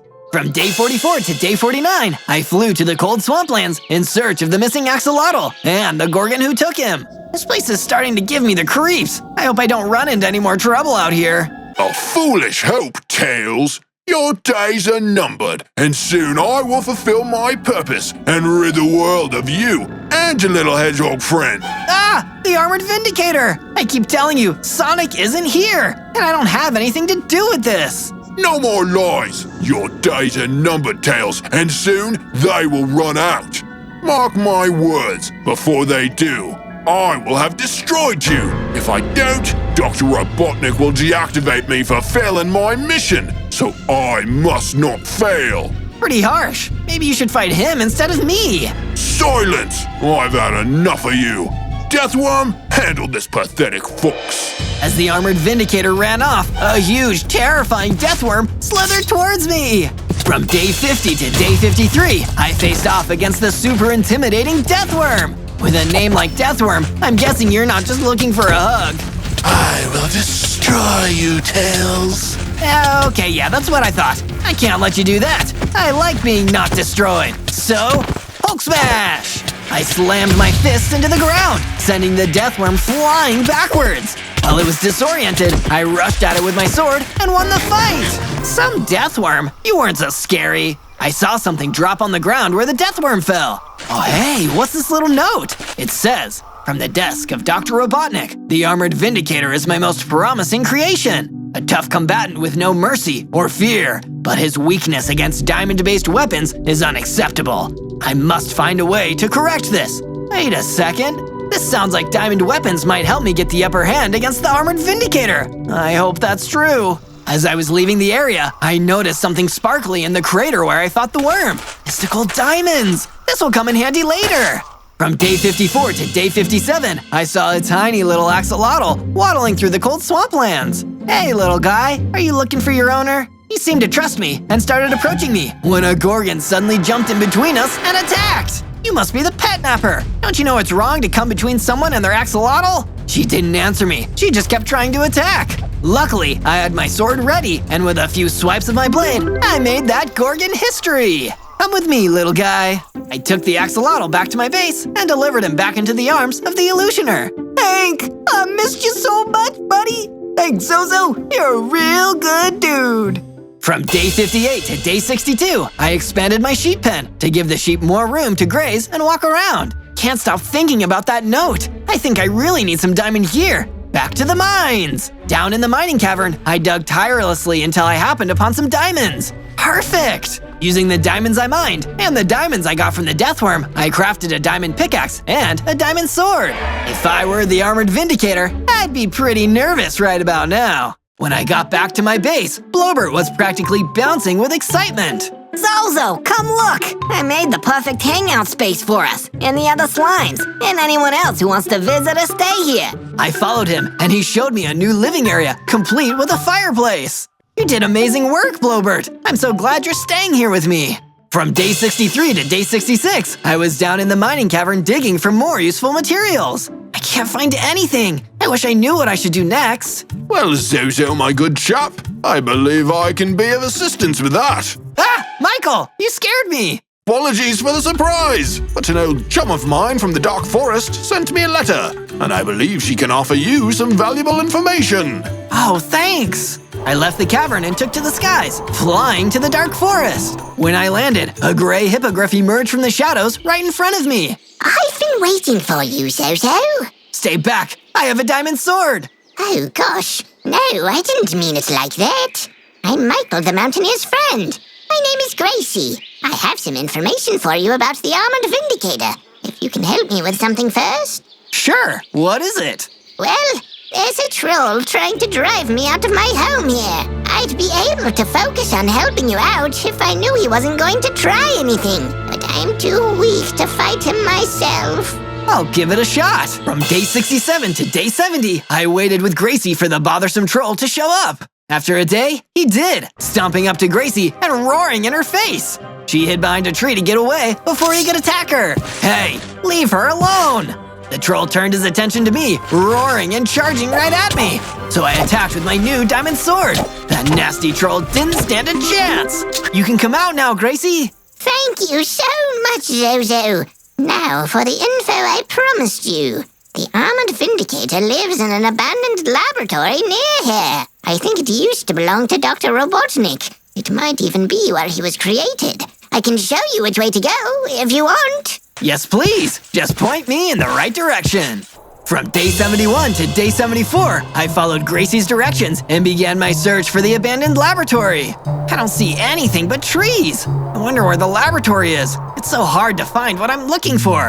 But it's not hard to find more Zozo videos. All you have to do is search ZOZO, and there they are. Finally, I spotted it. A big, creepy abandoned laboratory. Yes, this must be it. You made a grave mistake coming here, little fox. The Armored Vindicator had snuck up right behind me. I tried to attack him with my diamond sword, but he was still too strong.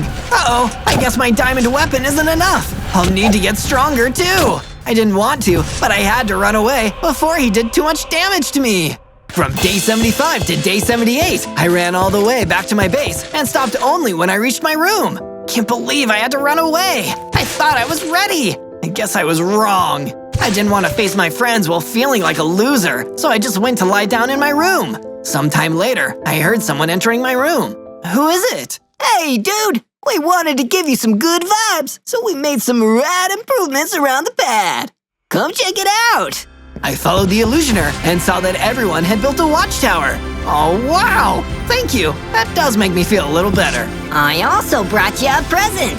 Blowbird handed me a magic golden apple. I took a bite and immediately felt much better. Not just because I needed a snack, but because it made me transform into a bigger, stronger fox. My hearts increased to 100. I was so excited. I spun around and I unleashed a whirlwind attack. Well, that's new. Maybe that's just what you need to get the advantage in your battle with the Armored Vindicator. From day 79 to day 84, I flew back to the dark forest, feeling confident. When I landed, I spotted a siren attacking a pink pixie. Well, I wasn't going to just stand there and let that happen. Hey! When the siren looked at me, I blasted her with the whirlwind attack and it blew her away. I could get used to this. Thank you. You saved my life. I wish I could repair you. No worries. I'm just glad I could help. Wait, I can. I forgot I was carrying this. Here, I hope you'll find it useful. She handed me a sparkling new diamond helmet. Wow, this is amazing. Thank you. I put it on right away, and I felt tougher than ever. From day 85 to day 89, I flew back to my base in a really great mood. I had a new ability, a new helmet, and a new confident attitude. When I landed though, I got a feeling that something was really wrong. I was right. As I approached my base, I could see a horde of frozen zombies crawling all over it. I even destroyed our new watchtower. Stop it! We would, if you would accept your doom at the hands of the Armored Vindicator. Never! I used my whirlwind attack to knock the zombies over, and I tried to chase them, but I lost track of them in the woods. While I was trying to see which way the zombies went, I spotted a cockatrice. Hey, did you see some frozen zombies run through here? I sure did. I can tell you where they went if you do me a favor and help me break open this here chest. I lost the key, and I can't get it open. I broke open the chest with one swipe of my pickaxe, and the cockatrice grabbed the book that was inside. Hooray! My Mima's recipe book! Thank you, kind stranger. They went that way. From day 90 to day 94, I followed the cockatrice's directions and tracked the frozen zombies to the abandoned laboratory in the dark forest. I should have known they'd be here. I was about to confront the frozen zombies when a huge, terrifying dread beast emerged from inside the lair. I see you, Zozo. You can't hide from me. Uh-oh. Well, if I can't hide, I guess I have no choice but to fight. With nothing else left to do, I drew my sword and got ready for battle. From day 95 to day 97, the dread beast rushed at me and attacked. I dodged, but he was fast and strong too. This is gonna be my toughest fight yet. It was always going to end here. Accept your fate, and I will make it quick. So I can't promise it won't hurt a lot. No, I won't give up. I can't give up. Not just for me, but for everyone that Dr. Robotnik and the Armored Vindicator want to harm. I summoned all my strength and Hulk smashed the ground, toppling the Dread Beast. Then I used my whirlwind attack to keep him down. Finally, I finished the battle with my diamond sword. I did it! I did it! Fool! The battle has only just begun. After you, my master will obliterate your little blue hedgehog friend. Then the echidna will be next. You will all suffer. With those last words, the Dread Beast was gone. I won't let that happen. I know now that I need to make sure I don't lose this final fight. I've got to go home and make sure I'm really ready to do this. On day 98, I flew back to my base, where all of my friends were waiting for me. I decided to speak to each one of them, one by one. First, I spoke to the illusioner. Hey man, how are you feeling? I'm scared, but I'm determined. I can't back down, no matter how nervous I am. Then, Blowbird. I know you can do it, Zozo. You are a truly impressive hero, and you've done so much for me and the rest of slime kind. You'll defeat the evil once and for all. Here, I brought you this to protect you. Blowbird handed me a royal shield. Thank you. And finally, Michael the Mountaineer. I don't have much to gift you, old sport, but I do have this potion of strength. It's just as reinvigorating as a nice spot of tea. I drank the potion and immediately felt more powerful. Thank you, all of you. I promised to do my best. On day 99, I flew back to the old laboratory in the dark forest to face off against the armored Vindicator. Let's do this. There were a ton of frozen zombies stationed in front of the entrance. Oh great, it'll take me forever to fight through those guys. Just then, Gracie the Gray Hippogriff emerged from a hiding spot behind a tree. I'm here to help. I've been training, and I think I can fight for myself now, and also fight for you. Let me handle the zombies. You take care of the big guy. Thank you, Gracie! While she rushed at the zombies, I slipped inside the armored Vindicator's lair. On day 100, I entered the laboratory and confronted the armored Vindicator.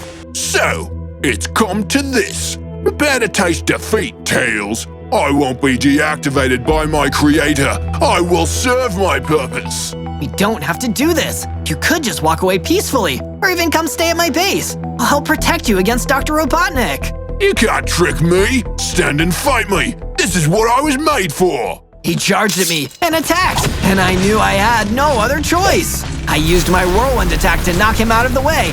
Then, it was all about the sword fight, and I could tell my diamond sword was doing some damage. He got in a few good hits, but I kept going. I got knocked down, but I got up again. He couldn't keep me down. Finally, I struck one more blow, and he fell for good. I did it! I won! I wish I could stick around to see Dr. Robotnik's face when he finds out he lost, but I don't want to be here when he comes to inspect the lab. Time to go back home and celebrate. Gotta go fast. On day 1, I spawned onto the beach as a land octopus. Whoa! I have 8 legs and 10 hearts! This is crazy! I wonder what adventure I'll get up to! But my excitement was interrupted when I sensed a presence coming towards me with my heightened octopus senses! I saw a Vindicator chef coming towards me! Ah! Who are you? You don't know me? Well, I must say I find that rather hard to believe, for I am Victor Clef, the Vindicator chef, the most famous celebrity chef in the overworld. Oh, well, hi then, Chef Clef. I'm Zozo. I'm excited to meet you. What kind of things can you cook? I can cook anything and everything. But right now, I'm feeling like calamari. That's meat from octopus. Oh no! I slithered away as fast as possible. Lucky for me, I was able to take advantage of my slippery octopus speed to escape certain doom. But I hadn't been able to fully escape yet. Some royal guards who worked for Victor Clef, the Vindicator chef, came running after me, and with no weapons, all I could do was slither for my life. I was able to get out of there, but only barely. I need to find some way to defend myself, or I'm gonna go from a land octopus to an overpriced dish in no time. On day 2, I continued slithering across the beach. My run-in with that diabolical chef had left me exhausted, and sadly, it had also left me feeling really hungry. I don't want my hunger bar to fall any further. Time to sample the bounty of the sea. I slithered over to the sea, where luckily, I was able to find a fishing rod just lying around. With that, I was able to catch some tasty fish and bring my hunger bar back up. That's more like it. Now let's put a roof over my head. I searched around until I found some trees and broke them down with my tentacles. I was able to make a wooden pickaxe and then mine down into the ground until I'd gathered enough stone to make myself a stone pickaxe and a stone sword. With the rest of my wood and stone, it wasn't hard to start building my beachside dream house, the perfect place for a land octopus like me to live. It's not much, but it looks cozy and easy to defend. And I'd need to defend it sooner than I thought. One of Victor Clef, the Vindicator chef's minions, the royal guards, ran in towards me. Hey, there you are. The chef will reward me for capturing you. The great feast is only 99 days away, and it's our job to ensure he has all the ingredients he needs. I'll never be an ingredient for your evil boss. I swear on all 8 of my tentacles. We squared up and started to battle, and it turned out that 8 limbs are better than 4, cause in the end, I defeated him. Nobody gets to cook me. On day 3, I slithered away from the beach and into the cold swamplands. Who knows what interesting resources I can find out here? I pulled out my fishing rod and tried to fish in one of the pools of swamp water when I heard thundering footsteps in the distance. Moments later, a giant squall golem turned up, ready to battle. You! You're one of the ingredients on Victor Clef, the Vindicator Chef's recipe list. Lists? There are even more people your boss wants to cook up? Yup, and they should be honored. They will find true purpose as one of the chef's delicious dishes. He's a genius. If you could taste the meal he's going to turn you into, you'd give yourself up now. I'm never ever gonna give up! Least of all to someone who wants to put me in a crockpot. Let's battle! But I may have been an overeager octopus because the squall golem was way tougher than I thought. I was losing a lot of fights and not doing much damage, so I needed to get out of there. As I was running away, I saw an armored piglin hop out of a hidden trapdoor. Quick, get in here with me. My mom always taught me to trust strange men hopping out of holes in the ground. I hopped into the trapdoor with the piglin, and we hid together as the squall golem passed above. You really saved my bacon there, armored piglin. The name's Patrick, and it's not just your bacon I'm working to save. Victor Clef, the Vindicator Chef, wants pork on his menu, so I'm in just as much danger as you.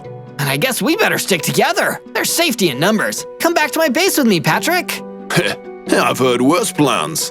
From day 4 to day 5, I returned to my base with Patrick the Armored Piglin, my new friend and ally in our joint quest to not get eaten. Alrighty, time to build you a new room. So that's exactly what I did. I gathered up more wood and stone and started constructing a new bedroom above mine. Perfect for Patrick to rest his weary head. He seemed impressed with my work. Thanks for this, Zozo. Great work. If you don't mind, I'm gonna hit the hay for the rest of the day. It's been a long week. No problem, man. As Patrick went to bed, I started exploring the beach, hoping to find more interesting treasures. Instead, I found another little group of royal guards, and they were looking for a fight. Only 95 days until the grand feast. We can't let this sketchy cephalopod get away. What followed wasn't an easy fight, as guard after guard ran over to me, but in the end, I came out on top. I noticed that one of the defeated royal guards had dropped something too, a stack of javelins. Finally, a ranged attack! This is going to be so useful! From day 6 to day 8, I was out shepherding sheep. I lured them back to my base, where I built a paddock for them. This will be perfect if I need any wool later. I was wandering the far reaches of the beach again when I encountered something I was a lot less eager to see. Victor Clef, the Vindicator Chef, now carrying a huge, scary machete. Like my new cooking tool, Zozo? It slices my ingredients nice and fine. I figured I'd give you a first-hand demonstration. Maybe not. I think I'd prefer to just take your word for it. Please, Zozo, I insist. Witness a master chef at work. Victor lunged forward and gave me a slash with his machete, knocking off a bunch of my hearts. For a chef, he was so strong. Couldn't fight back. All I could do was slither away as fast as possible. You can run, but you can't hide, Zozo. You'll end up in my pot, one way or another. From day 9 to day 10, I returned to the base, feeling shaken by what a close call that last fight had been. Thankfully, I didn't have much time to dwell on my thoughts, because Patrick the Armored Piglin was there waiting for me. Zozo, you're alive! Barely. Victor almost destroyed me. But he didn't. That in itself is amazing. Speaking of amazing, I've been working on a statue for you. Something to inspire you to work and fight hard. Go take a look.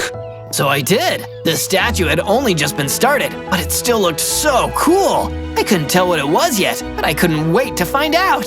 What about you guys? What do you think? Tell me what you think it is down in the comments. But that wasn't all that Patrick had done while I was away from the base. He had also built a storage room for us to keep weapons and supplies in. This is such an amazing upgrade. The base is really starting to feel like a true home. From day 11 to day 12, after all those days of construction work on the base, Patrick and I decided to relax together. What's the story behind Victor Clef, the Vindicator Chef? How did he end up so powerful? He was once an average vindicator, or so I've heard. But he had such a talent for cooking that people started doing favors for him in exchange for a chance to try his food.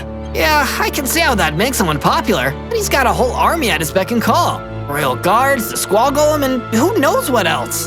That's because his cooking made him popular with the rich and powerful people.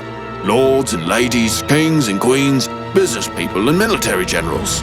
He was so in demand that soon enough, he was as rich and powerful as any of them.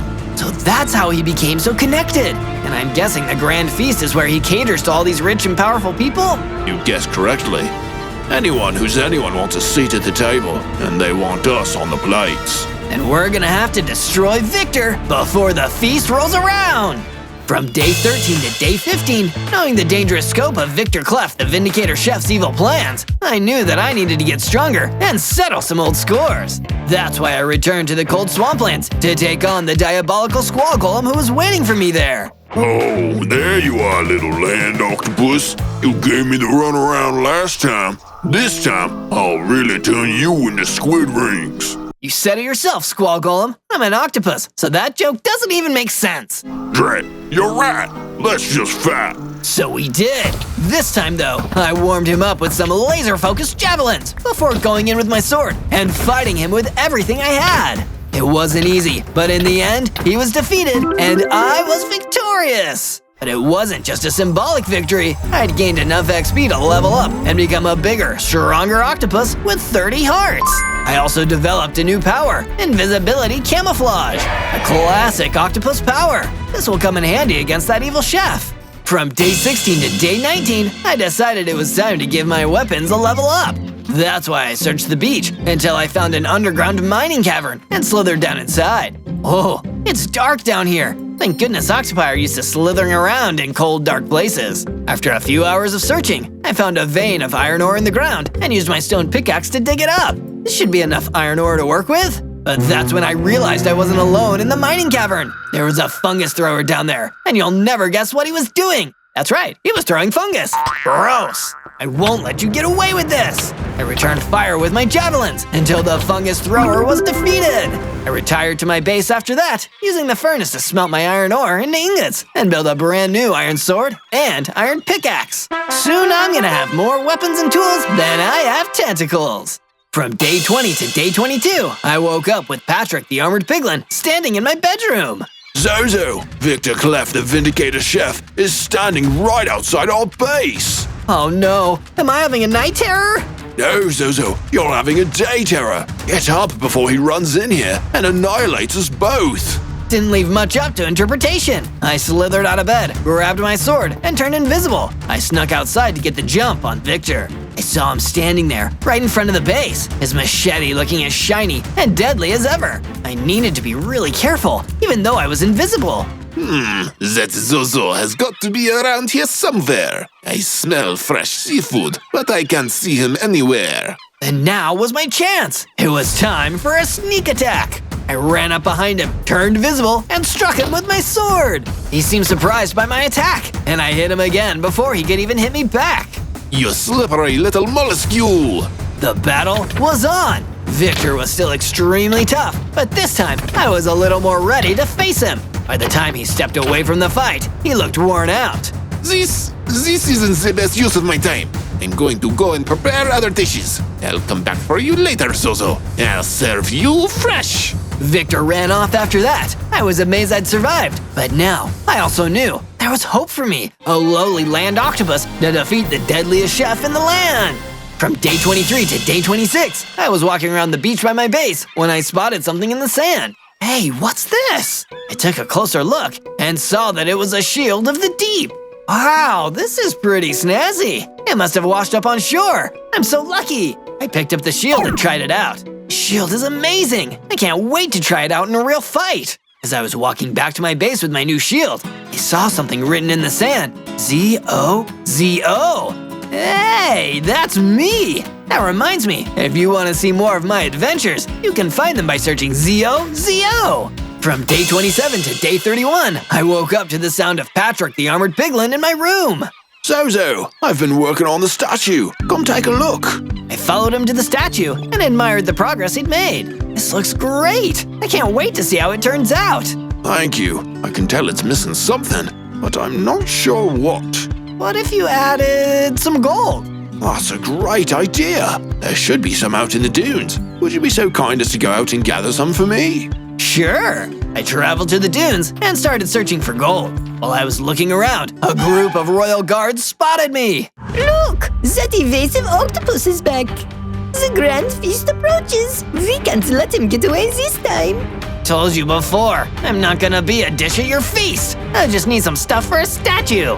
You can come willingly, or we can throw you into the pot ourselves! Or third option, I do this. I charged at the guards and attacked with my sword. They weren't ready for me to be so bold, and it gave me the advantage I needed to win. From day 32 to day 35, I was happy to begin another day where I wasn't somebody's meal. The feast getting closer, they're gonna be more desperate to catch me. I'll need to be on guard and do everything I can to get stronger. Excuse me? I know you're talking to yourself right now, but could you maybe help me out? I looked, and there was a poisoned anemone in front of me. Oh, sure. What do you need help with? Someone working for Chef Clef kidnapped my friend, the killer bunny. He said something about making her into rabbit stew, and I'm so worried. I'm not much of a fighter, so I'd really appreciate it if you could lend a tentacle. Heck, I'll lend all 8. Show me where to go. From day 36 to day 39, I followed the poison anemone's directions and listened for the sound of a killer bunny in danger. I ended up outside of a small base further along the dunes and stopped when I heard a terrified voice coming from inside. Help! Somebody help! I turned invisible and snuck inside. There, I saw a strider keeping the killer bunny locked up in a cage. So I snuck up behind the strider and turned visible just in time to strike him with my sword. Ouch! Where'd you come from? Never mind, an octopus and a rabbit will surely give me an invitation to the great feast. All this for a party you're not even invited to? That's pretty sad, buddy. Shut up! You're the sad one! From day 40 to day 43, I continued my fight with the strider. He lunged at me, but I countered with another attack. And before long, he was knocked down for good. Bunny, I'm here to help. I grabbed a key off the ground and unlocked the cage. Thank you so much. I thought I was going to wind up as somebody's soup for sure. Not on my watch. I'm on that ingredient list too. We've got to stick together so we don't end up on a plate. Your friend sent me. Come on. I led the killer bunny back to the poisoned anemone, and he couldn't have been happier.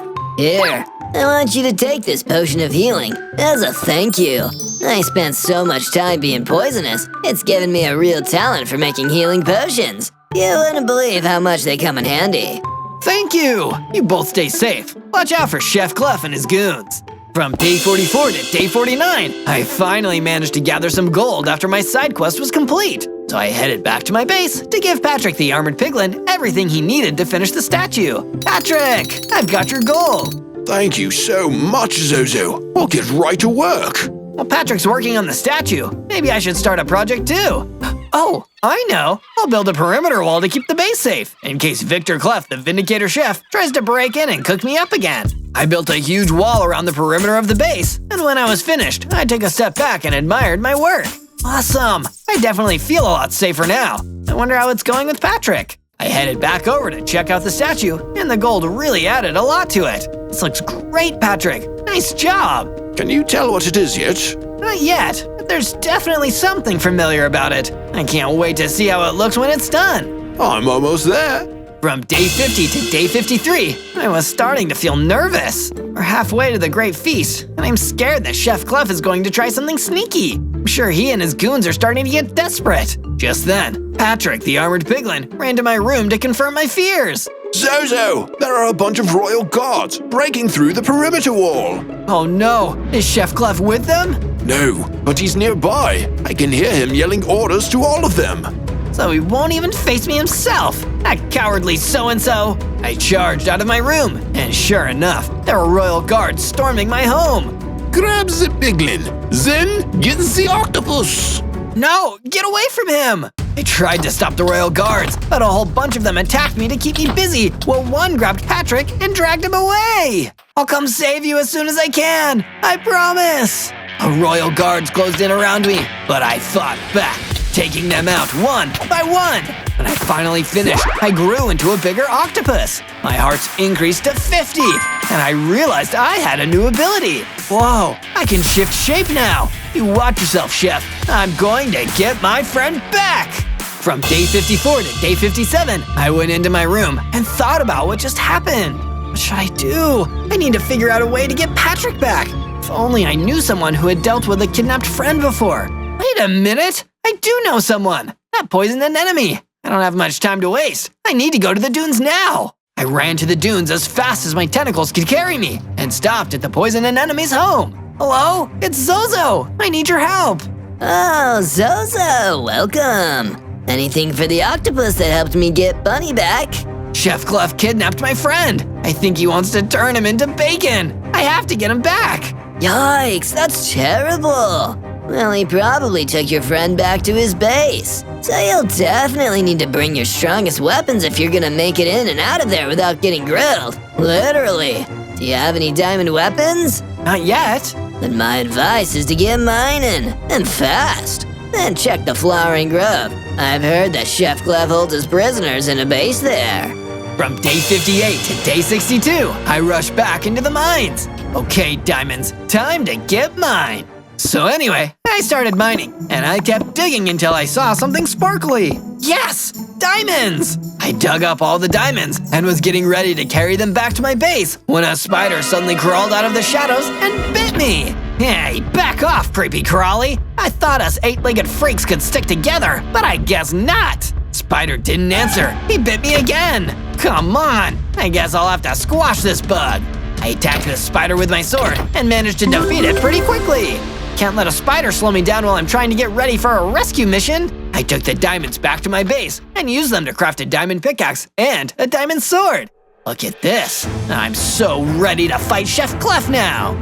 From day 63 to day 66, I was trying out my new diamond sword and practicing my fighting. I was running all over the base, getting really carried away, and before I knew it, I ended up looking at the statue that Patrick had been working on. Oh, I almost forgot. I made this sword for a reason. I can't forget my mission. I have to go to Chef Clef's base and get Patrick back. He's not gonna want to end up on a banquet table. I won't let that happen. I took one more look at that beautiful statue. Still can't tell what it is, but I'll make sure Patrick gets the chance to finish it. Also, before I forget, make sure to subscribe to the channel for more amazing adventures in Minecraft. Time for me to go and save my friend. From day 67 to day 70, I traveled to the Flowering Grove to try and fight for my friend back. It didn't take me long to spot Chef Clef's base. It was huge and evil looking, and I knew right away that it belonged to a bad guy. I couldn't run right inside. There were royal guards stationed all over the place. I guess I'll have to fight my way in. Oh look, it's that slippery octopus that keeps eluding our grasp. Quick, capture him so the chef can prepare him. The feast is only 30 days away. Maybe he can serve roasted pig and octopus. No one's gonna eat me or any of my friends. I don't care what kind of huge feast you have planned. Chef Clef is just going to have to deal with the disappointment. No one disappoints the Vindicator Chef. Perish for your foolish words. With that, the royal guards charged at me. Using my diamond sword, I fought them all until there was no more guards left. Wait a minute, I can shapeshift now. I'll turn into a guard, and no one will know it's me. I shapeshifted into a royal guard and headed inside. I just have to keep walking and look confident. They'll never know the difference.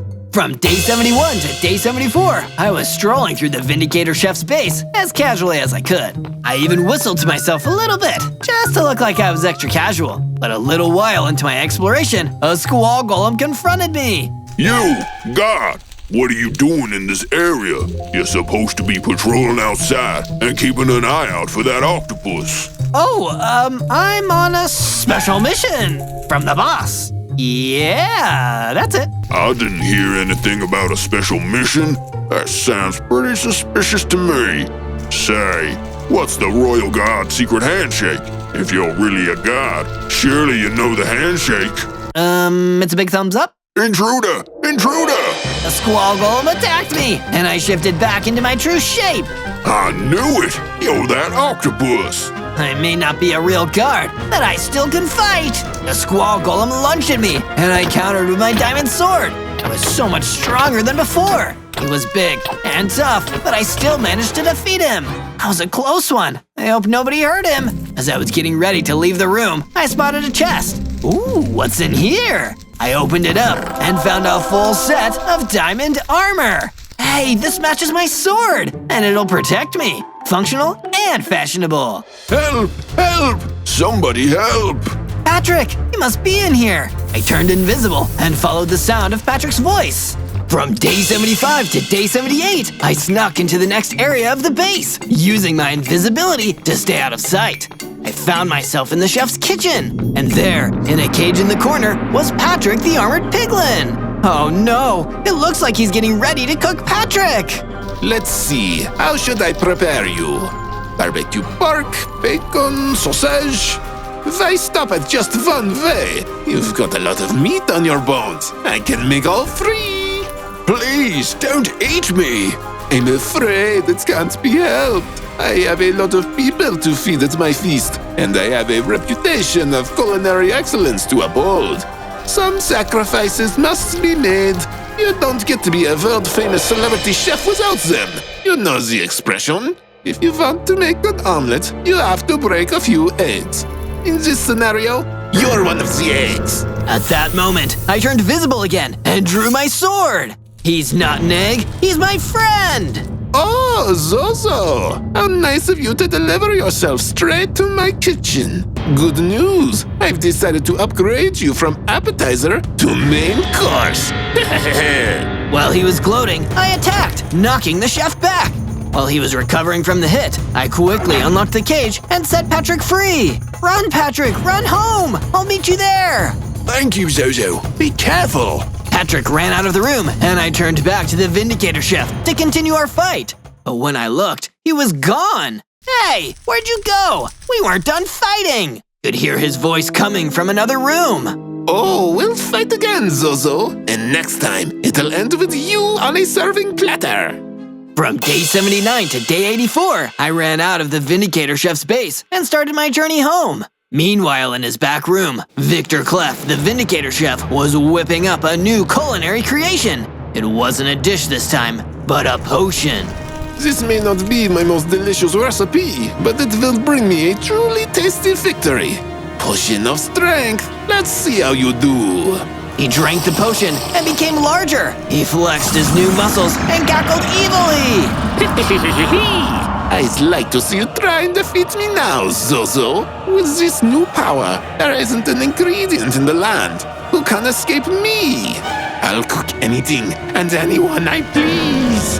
From day 85 to day 89, I arrived back at my base. When I got there, Patrick was waiting for me.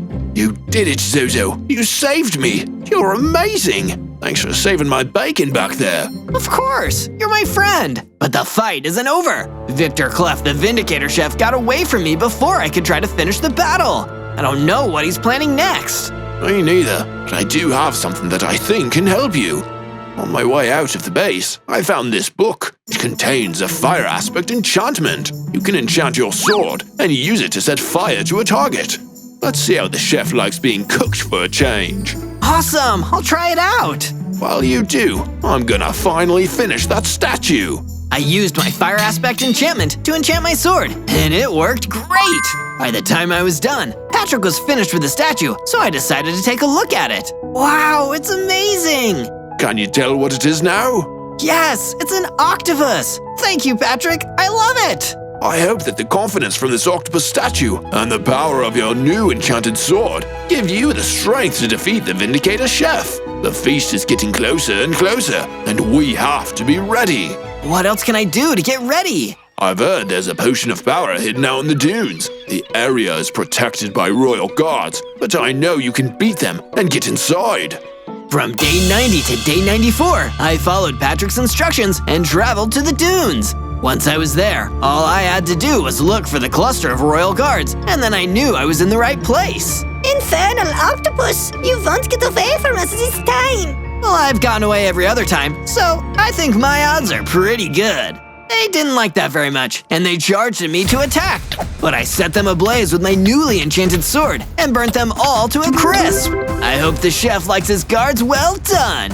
There was no one around to hear my hilarious joke, but I laughed at it anyway.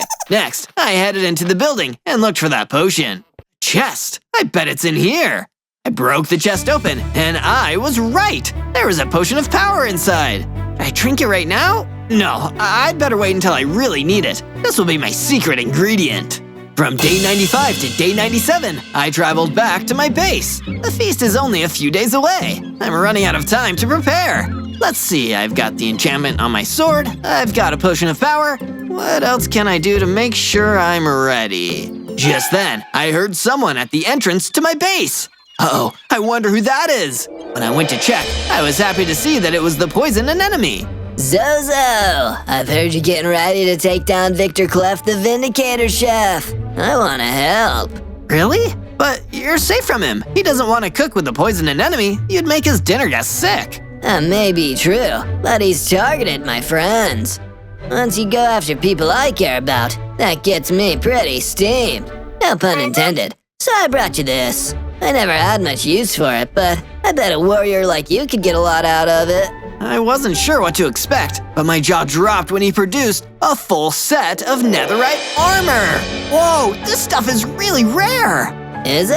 I don't know much about fighting. I'm an anemone without many enemies, you see. But I'm glad. If it can help protect the creatures on the chef's ingredient list, then I know I've done my part. Bunny would be hopping mad at me if I didn't contribute something, and I'd be pretty mad at myself too. Well, you've helped a ton. Thank you. For a poisoned enemy, you're really nice. Well, even though I'm poisonous, I try not to be toxic. Good luck, Zozo. On day 98, I spent the day getting all of my gear together. I had my netherite armor, my sword, my potion of power, and all of the strength and encouragement I got from my friends. I feel like I finally have everything I need. The only thing left to do now is get back to the Vindicator Chef's lair and put a stop to this. Only 2 days until the feast, and the only thing I want to be served is justice. As I was about to leave, I couldn't help but feel like I was forgetting something. Oh, I know! Don't forget to search for more Zozo videos, and leave a comment about who you want to see me play as next! On day 99, I made my journey to the Flowering Grove, back to the lair of Victor Clef, the Vindicator Chef. No guard outside. Guess I finally defeated all of them. I don't know what's waiting for me inside. I think now is the moment for my secret ingredient. Let's see how much power this potion really has. I grabbed the potion of power and drank every last drop. Whoa, I definitely feel it! Immediately, I started to transform into an even bigger, stronger, tougher octopus than before! I'm huge! And my hearts have increased! I have 100 now! Okay, it's time to go in! Feeling powerful, I let my tentacles carry me inside the base! No shape-shifting or invisibility this time. I want the chef to see me coming and know what he's up against. I found him in the kitchen. Whoa, he looks a lot bigger than last time. Good thing I'm much bigger too. Well, look at you! I guess I'll be serving very generous portions of octopus as a feast tomorrow. No one's going to be eating anything except for you and this humble pie I'm about to serve. I'm not familiar with that particular cuisine. It's an expression! It means I'm gonna kick your butt! The Vindicator Chef lunged at me, knocking me back, but my new armor protected me from taking any damage. Now, it's my turn. I drew my sword and used the fire enchantment, setting the Vindicator Chef on fire! Ow, ow, ow, you cut that out! It's not fun being cooked, is it? You can't do this to me! I'm famous! I'm a celebrity! I don't care how famous you are. You can't keep hurting people, especially not my friends. He tried to attack me again, but he was too weak now, and in just one more hit, I finally managed to defeat him. On day 100, I traveled back home. Can't believe I did it! Everyone is safe now! When I arrived home, I saw that Patrick was throwing a big party for me. First, I spoke to Patrick. Congratulations, Zozo. I knew you could do it. And then, the poison anemone. You saved the day! You saved everyone! What are you gonna do now? Honestly, all that fighting worked up a pretty big appetite. I kind of feel like having a feast. I spawned into the alien fields as Pikachu, the world's most iconic Pokemon. Pikachu! Pikachu! Phew, sorry, allergies. At least I'm starting off with 10 hearts. That's pretty cool. I wonder if I have any powers. Suddenly, I activated my lightning attack and zapped a nearby tree. What a cool starting power! I have electricity powers, just like the real Pikachu. This is gonna be so much fun. But how come I'm the only Pikachu here? Are there any others? But instead of other Pikachu, I saw a big, scary Enderman wandering towards me. Whoa, a real Pikachu. I thought Broden was just bluffing, but he really did manage to conjure us a Pikachu. How exciting! Broden? What are you talking about? I'm Zozo. I just got here. What? It can talk? Gross. That's weird. Broden isn't going to be happy with a defective Pikachu. I better destroy you.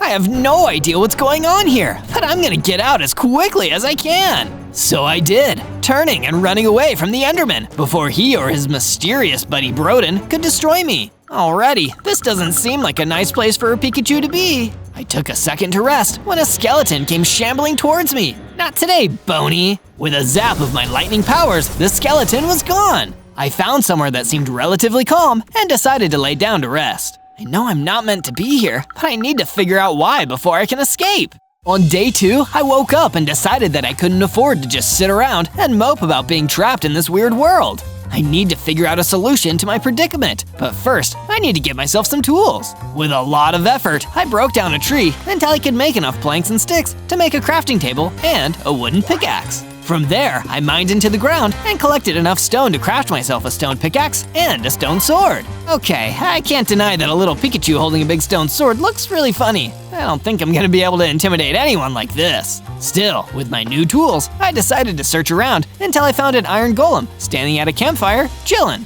He saw me, but he didn't try to chase or attack me. That was a good sign. Excuse me, Mr. Iron Golem, could you explain what's going on around here? Sure, but first, answer this question for me. Am I dreaming right now? I don't think so. So, I'm actually seeing a talking Pikachu right now. Huh, this has gotta be the work of Broden the Conjurer. Broden, that weird Enderman told me about him. What's his deal? He's kind of a weird dude. He's a really powerful conjurer, but he's super greedy and possessive. He just uses powers to summon stuff for himself, and if he's not happy with it, he or his goons destroy it. Yikes, then I guess I gotta stop him before he has a chance to destroy me. Right on, little dude. I noticed I was hungry, and the Iron Golem gave me some nice apples to sate my hunger. It was relieving to know that there were still good people out here. On day 3, after leaving the spacey Iron Golem with his campfire, I went off searching for somewhere to live in the alien fields. I should probably start building my base, but man, that's gonna be so much work, especially for a teeny little Pikachu like me. But that's when I had a stroke of good luck. I found a broken down hut in a clearing. Wait, maybe I can clean this place up rather than making a whole base from scratch. That'll be perfect for me. I started cleaning up the mess and rebuilding the broken parts of the base. It felt like some bizarro Pokemon Home Reno show, but by the time I was done, things were coming along really well. I could see myself staying here. But suddenly, I was interrupted by a vicious killer rabbit running towards me. A creature that weird must have been created by that weird Broden guy, just like me. I zapped the nasty killer rabbit with my lightning powers, then finished it off with my new stone sword. What's down, Duck? It's you. You're down, cause I defeated you. I really need to work on my witty quips. Defeating the rabbit also gave me enough XP to level up. I evolved into a bigger, stronger Pikachu with 20 hearts. Awesome, I really am a Pikachu, and I'm feeling stronger already. With that victory under my belt, I spent the rest of my day watching my favorite show. What an eventful day. From day 4 to day 5, I ventured back into the depths of the alien fields to collect more materials for expanding my base. Electricity-based attacks may be what I'm known for, but it turns out I'm a master carpenter. Who knew? While collecting more stone and chopping down more wood, I heard a rustling and stopped. I turned and saw the same long, lanky Enderman who'd hassled me when I first spawned. Oh no, not you again! Oh yeah, it's me! Bet you never thought you'd see me again! I just hoped I'd never see you again. Why do you work for this Broden guy anyway? What does he actually want? He wants everything, and he can get it too, cause he's a conjurer. Get it? He conjures stuff, and he also conjures things for his friends, like me. Then why does he want to destroy me? If he can just make himself another Pikachu, can't he just let me go? He's a perfectionist. If Broden can't have exactly what he wants, he'll destroy everything. That's why I need to destroy you now. The time for talk was over. I fired a lightning strike at the Enderman, and he fought back. It was a tense battle, but this time I wasn't running. I defeated the Enderman and headed back to my base. This Broden guy sounds like no fun at all. From day 6 to day 8, I entered a cave, feeling confident enough to venture into the depths and get myself some cool new materials. After all, with a cool stone pickaxe, I can finally mine iron ore. This wasn't just some shallow cave though, it kept going and going and going. I had a feeling that I could get lost down here if I wasn't careful. It's so eerie to be alone here. But sadly, I wasn't alone. There was a big, scary wither waiting for me, and it blasted some wither skulls at me. I took a few hits, then returned fire, attacking relentlessly until the wither was no more. I definitely didn't want to run into another one of those. Instead, I went just a little deeper into the cave. There, I found some iron ore and quickly mined a bunch of it. I took it back to my base and smelted it, and created myself a brand new iron sword and iron pickaxe. This plucky Pikachu is armed and dangerous. From day 9 to day 10, I decided it was time for a change of scenery, so I traveled out to the Badlands, which were hot and dry compared to the alien fields. Still, what a view! However, I wasn't able to take in the view for long, as I was approached by a mysterious figure, an illager from faraway lands. As I approached, I felt a strange energy coming off of him, like he was oddly familiar. Hi there, I'm Zozo. Do I know you from somewhere? I'm getting the weirdest sense of deja vu right now. You've probably heard of me. I'm the great Broden, impresario, part-time psychic, noted indie singer-songwriter, and conjurer extraordinaire. Oh no, you're Broden? Oh yes, I'm Broden, and you belong to me. Time to go, little Pikachu. You can never send an Enderman to do a conjurer's job. I tried to zap him with my lightning, but it didn't seem to affect him. And with one hit from him, I was already on the ropes. All I could do was run off into the Badlands as fast as I could, until I didn't see Broden the Conjurer anywhere behind me. It was the most stressful day yet. I'm gonna need to become a lot stronger before I'm ready to fight this guy. After a day of aimless wandering, I ended up running into another weird creature, an iron chicken, and we seem to have something in common. Broden the Conjurer created me too. He thought the idea of an iron chicken was funny, but then after a week, he got bored of me and tried to destroy me. I was lucky to escape with my life. This guy is a monster. Say, wanna come back to my base with me? Us weird conjured creatures ought to stick together if we wanna survive. And as we get stronger, we can work towards defeating him together. Sounds good to me, Zozo. Let's go. From day 11 to day 12, I returned to my base with the Iron Chicken. He needed somewhere to stay, so I took the time to build him a new room. Thankfully, with him being a little Iron Chicken, it didn't need to be a very big room. When I was finished, he was eager to get some shut-eye in there. Thanks, Zozo. This is so much nicer than just wandering around the Badlands. But while the Iron Chicken slept, I realized I still had a major headache from where Broden the Conjurer hit me. I'm too small for regular armor, but I should probably at least create a helmet to protect my head. I ventured back into the same mining cave from before and descended in. It was just as dark and scary as before, but thankfully this time, there was no wither to bother me. I mined some iron ore to take back to my base and smelt, but on the way back, I was attacked by an angry Pigarus. None of my attacks were powerful enough to hurt him, so I was forced to retreat further back into the cave. I needed a way to defeat him, but I was scared of getting too close and being defeated myself. That's when I found just what I needed, laying around in the cave. A bow and some arrows? Perfect! I went back and used the bow to defeat the Pigarus at a safe distance before running back out of the cave with my hard-earned iron ore. I returned to my base and smelted the iron and used it to craft an iron helmet. This should come in handy the next time I take a knock to the noggin. From day 13 to day 15, I spoke more to the Iron Chicken about his experiences with Broden the Conjurer. Knowledge is power, and the more I knew about him, the more chance I'd have of finding a weakness. So, Iron Chicken, what was it like when he spawned you?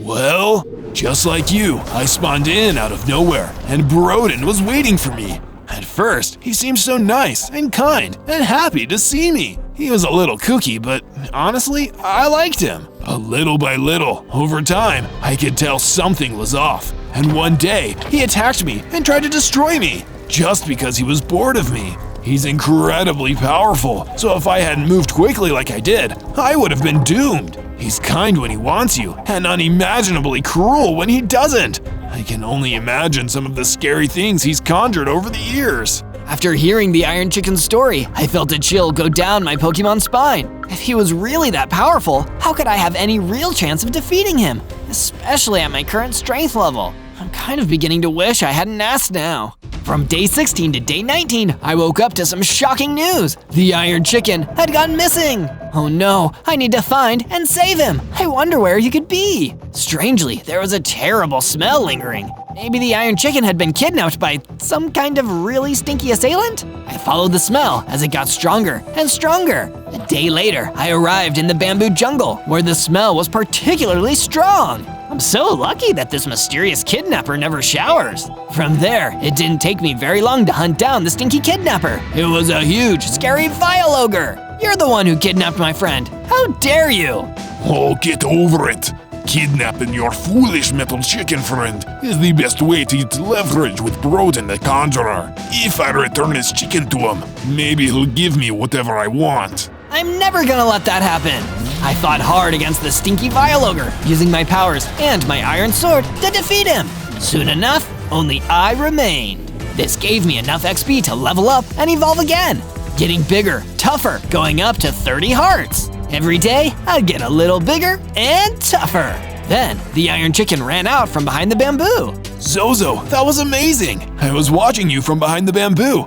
Thanks for saving me from that stinky weirdo. No problem, Icy. Head back to the base. We'll talk again later. I'm gonna keep exploring the bamboo jungle. The Iron Chicken left, and I continued looking around. It was a nice, calming place. Bamboo is one of the fastest growing plants. That's something to aspire to. Over the course of the journey, I ran into a pair of aggressive skeletons. Without any hesitation, I used my lightning to take out the two bony fiends. And shortly after those two were gone, a genie floated out towards me. Good work defeating those skeletons, Zozo. They were really spoiling the view. Wait, how do you know my name? I know many things. I also know of your quest to defeat Broden the Conjurer. I may have some information that will help you along the way if you'll hear me out, little Pokemon. Of course, please, tell me more. A special food item. One that will give you the power you need to surpass the Conjurer.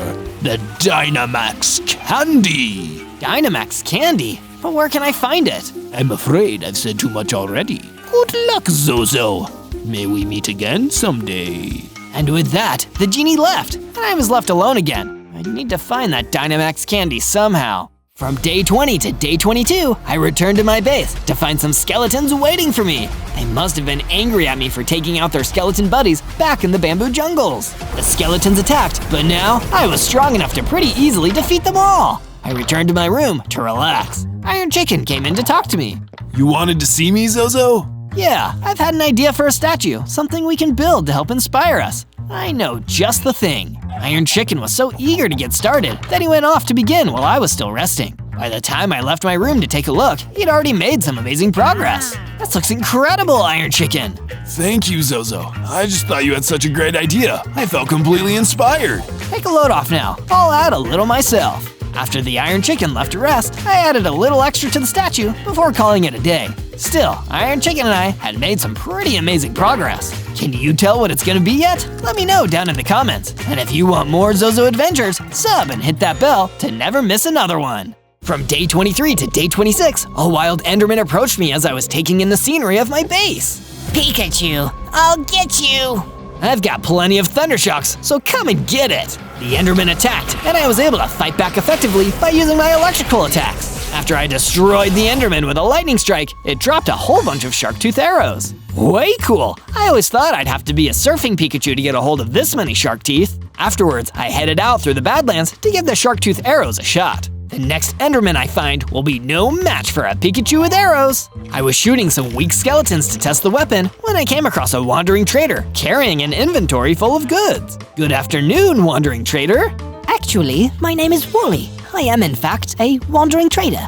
I've been wandering through these dangerous Badlands and looking for a nice safe base to peddle my wares. Do you know anywhere like that? I do. I happen to be the owner of a prime secret base located in the alien fields. That sounds promising, as long as it's safe. You won't be disappointed. I'm Zozo, by the way. I brought Wally to the base and built a small storefront where he could sell his items. I wanted to make extra special sure that it was as safe as he wanted it to be. It turns out that Wally had the same idea. By the time I was done constructing his store, the wandering trader had built a perimeter wall around the entire base. Better safe than sorry, you know.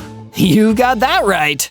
From day 27 to day 31, I talked a bit more with Wally the wandering trader. I figured someone as well-traveled as him would probably know many things about the world that my Pikachu self wouldn't. Ask me anything you wish, Zozo. Information is free of charge. Have you ever heard of a special food item called the Dynamax Candy?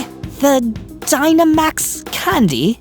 I've certainly heard stories about it. They say that whoever eats it gains the ability to grow into a gigantic version of themselves with unbelievable power. That sounds like exactly what I would need to turn the tables on Broden the Conjurer. Can you tell me where I can find it? I don't know exactly where it is, but there is a pixie in the bamboo jungle to the east who I heard the stories of the Dynamax candy from. If you can find her, maybe she knows more. A bamboo jungle, huh? I've been there before. I gathered all my best gear and went back towards the bamboo jungle, just like Wally the Wandering Trader suggested. It was a far journey for a Pikachu, but I was a little bigger and stronger than I was at the start of my Pokemon journey. But just because I was a higher level didn't mean the challenges wouldn't get tougher as well. The Vindicator standing in my way was proof of that. Not so fast there, Pikachu. You may be one of the world's most famous mice, but you're not getting past me.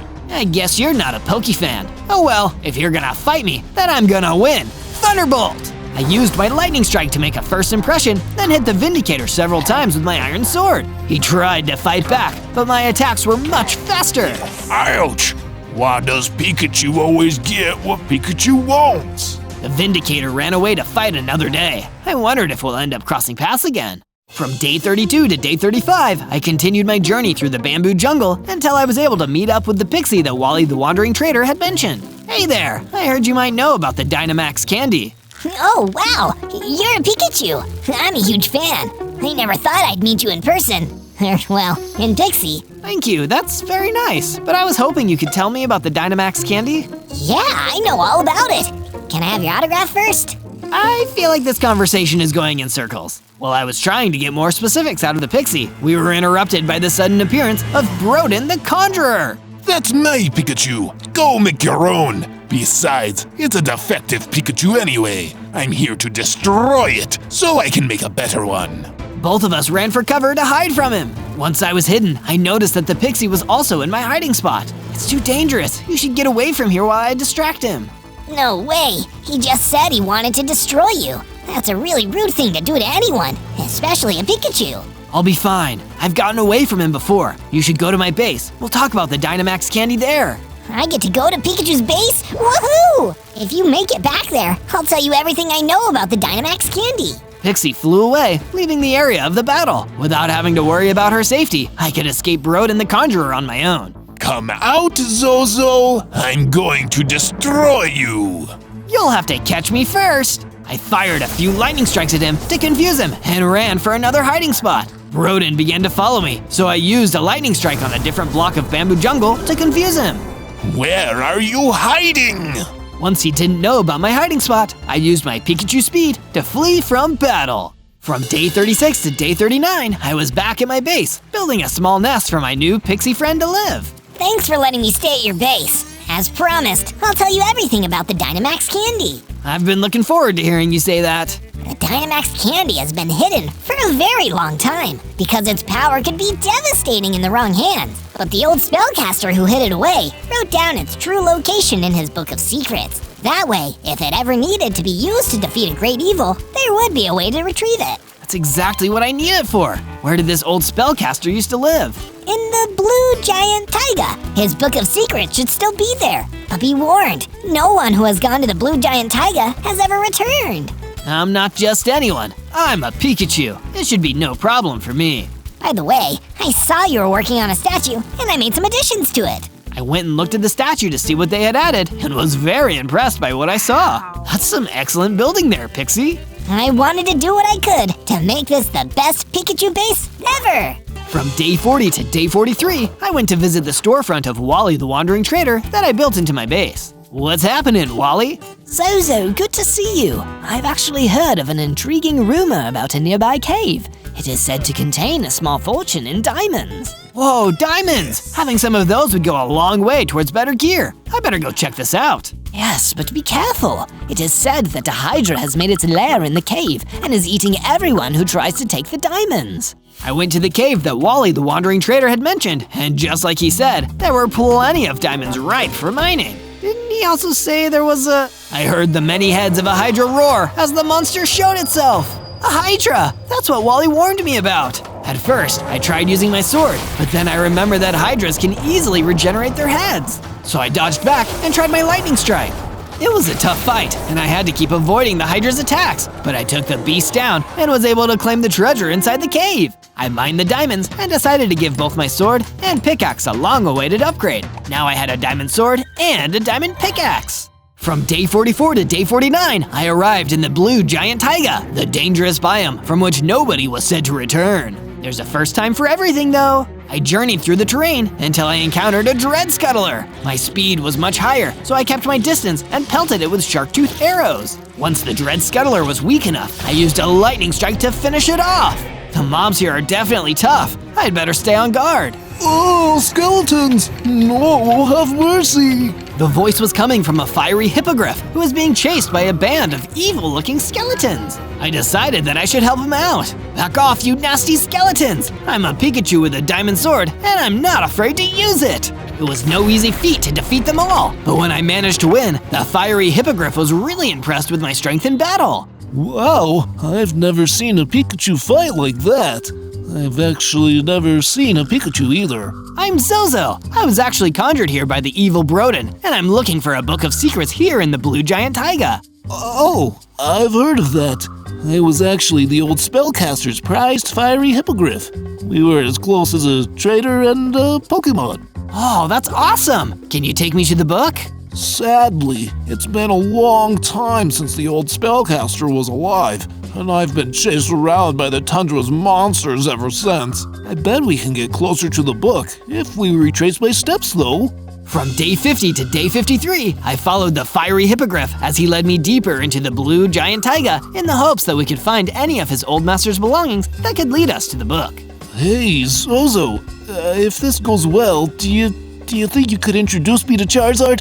I've always wanted to meet him. I actually don't know any other Pokemon, even though I'm a Pikachu. But let's not worry about that now. I'm sure Charizard would be proud to know you. Oh, shucks. I sure hope so. A little later, the fiery hippogriff and I split up to cover more ground, and I ran into the Vindicator, who gave me some trouble at the bamboo forest. How many times do I need to teach you a lesson, Vindicator? There won't be a lesson. I'll be vindicated in the end, because I am a Vindicator. The only thing you are is going down! We battled, and I easily took him out using my diamond sword. I decided to continue searching the area of the blue giant taiga I was in. But with so much ground to cover, it felt like I was getting nowhere. If only the old spellcaster was here himself to tell me how to find his old stuff. Actually, I am! A ghost! Yes, I may be a ghost, but before that, I was the old spellcaster who hid the Dynamax candy. But you could just tell me directly where the Dynamax candy is hidden away. Oh, yeah. Well, the truth is, I kind of forgot where it was. Guess I'll have to keep looking for your book then. I guess so. But know this, young Pikachu. Strength does not come from your size. It comes from the size of your strength. From day 54 to day 57, I returned to my base and found that all my friends had been expanding it with new sections since I was away. Wally had created a marketplace so that other merchants could sell things here in the future. Excellent market, Wally. You might start bringing in some trainers as customers. Thanks, Zozo. Consider yourself the company mascot. Never heard that one before. Next, I visited the Pixie, who had built a Pikachu fan club where all of my biggest fans could hang out. And I'm the club president. Afterwards, the Iron Chicken approached me with some not-so-good news. A Dreadghoul came by and did some damage to the base before we made our expansions, and he ran off with the diamond helmet that I crafted for you. I went out into the alien fields to hunt down that Dreadghoul and reclaim the diamond helmet that was stolen from my base. It wasn't that long until I found the mob, and with my lightning strikes I was able to destroy it without getting too close. When it went down, it dropped Iron Chicken's diamond helmet. It was a gift for me after all. I'm sure he'll let me keep it. From day 58 to day 62, I was woken up from a nap by Iron Chicken, who wanted to show me how the construction on the statue was progressing. Since we're not conjurers, everything we make takes hard work. And hard work pays off. The statue is looking fantastic so far. I walked around the statue to get a closer look and noticed to my shock that an Enderman was standing right there. What are you doing here? What else? I'm here to bring down this Pikachu base for our boss, Broden the Conjurer, and I'm gonna destroy you too. Just try it, Enderman. I zapped the Enderman with my lightning strikes, frying him up like a toasty puffin. Who is next? I heard the other Enderman wreaking havoc across the alien fields, so I quickly rushed out of my base to deal with the Enderman menace. I defeated all the Endermen that had been attacking around the base very quickly by using my lightning strikes, and quickly searched inside the base to see if every one of my friends were still alive. Unfortunately, the Endermen had done their worst, and I saw Wally destroyed by an Enderman! The Enderman ran away, and I vowed revenge! From day 63 to day 66, I went back to the blue giant taiga in order to find the Book of Secrets. The sooner I can eat that Dynamax candy, the sooner I can defeat Broden and save everyone from his cruelty. After a lot more searching, I found the book pinned to a tree. I picked the book up and read what was inside. The Dynamax candy must be kept out of the clutches of evil because it could grant any being that eats it the ability to grow gigantic. Therefore, I am leaving it in the trusted care of my spellcasting apprentice, Broden, the Conjurer. No, the Dynamax candy is with Broden. That's the worst place it could be. An Enderman ran up behind me, ready to fight. Somehow I knew it was the same one that had destroyed Wally the Wandering Trader. I got ready for a fight. So, you found the book. Too bad it won't do you any good. I learned plenty, Enderman, and I'm not scared of you or your boss. How adorable. Now suffer like your friend did. The Enderman attacked me with his long arms, so I countered with my diamond sword. I knew agility would be the key to winning this fight, so I circled around him and landed hit after hit. This is for Wally! Now that I had gotten revenge, it was time to pay the spot I was conjured into a visit. From day 67 to day 70, I went to the alien fields and found the enemy base in the form of a magical mansion. It was guarded by an Enderman, so I just knew that it had to be where Broden had been entrusted to guard the Dynamax candy. There was no sign of the Conjurer himself, so I snuck in and began to search through the entire base. Because I was quick and nimble, I easily avoided all of the Enderman guards until I ran into a mutant Enderman who spotted me immediately. You can't hide from me, you defective Pikachu. I'm going to do what the others couldn't and destroy you once and for all. The mutant Enderman's attack were much stronger than the ordinary kind. If I didn't have my diamond helmet, I would have already been down for the count. I was losing hearts fast, and my electric attacks were barely doing anything to him. This is what my shark tooth arrows are for. I switched to my bow and hit the mutant Enderman with a bunch of arrows. Then I attacked with my diamond sword. Now I see why Broden has been having so much trouble with you. Don't take me lightly just because I'm a Pikachu. I began to use my lightning strikes again, and this time they seemed to be having an effect. I didn't let up on my sword either, and made sure this mutant Enderman felt the sting of every one of my attacks. You may have beaten me this time, but I'll end you next time. The mutant Enderman retreated. I guess just because he was bigger and more mutated than the others didn't mean he was anything to be scared of. From day 71 to day 74, I proceeded to the treasure room of the enemy base, now that the mutant Enderman was out of my way. I expected that the Dynamax candy would be there, but it wasn't there. Of course, Broden must have given up on his responsibilities a long time ago. The old spellcaster trusted him, and he turned totally evil. Not cool at all. Meanwhile, somewhere else in the base, Broden was laughing about the fact that I couldn't find the Dynamax candy. That foolish Pikachu thought I'd keep the Dynamax candy. I threw that thing out years ago. Who needs to guard the item that can defeat evil when you are evil? From day 75 to day 78, I made a swift return to my base and found that the Pixie and the Iron Chicken had done some more work on the base. Pixie had refurbished the shop where Wally the Wandering Trader had once sold his items and had made it into a Pokemon-themed gift store. Isn't this great? Now everybody who comes to visit the base will be able to have their own Pikachu merchandise. That's a really good idea. Wally would have wanted us to keep using his store. Iron Chicken's improvement was another form of defense. He reinforced the walls of the base to make them even more fortified. No Enderman is gonna get through this, Zozo. Actually, I think there is one who could get through. I better make sure he doesn't try anything funny. It turns out, I was right to suspect that mutant Enderman would try to break through our walls. We have unfinished business, and I intend to finish that business. Not if I finish it first. I let loose a barrage of shark tooth arrows on the mutant Enderman, which did a lot of damage. You should have run while you had the chance. Pikachu! I used my lightning attack to weaken the mutant Enderman, then used my sword to deliver the final strike. I did it! My victory in the battle made me into an even higher level Pikachu with greater electrical power and speed. I could now perform a Mega Jump move that would get me free of any enemy's range of attack. And I've got 50 hearts now too! I also noticed that the mutant Enderman dropped a hint when he was defeated, a page that was ripped out of the Book of Secrets. The only place to dispose of the Dynamax candy is in the fires of the Badlands. From day 79 to day 84, I went to the Badlands to follow the hint from the torn page. This place was where I first encountered Broden the Conjurer. Maybe the reason why he was here was to throw away the Dynamax candy so it could never be used against him. I didn't see anything that looked like the Dynamax candy, but I did notice a siren who was also scouting the area. Hey, are you looking for the Dynamax candy too? So, you figured me out. I heard something about Broden throwing away a powerful weapon here, and I want to grab it so I can get revenge on him. Don't tell me, you're another conjured being like me? You got that right. Broden wanted to have me to himself until he didn't.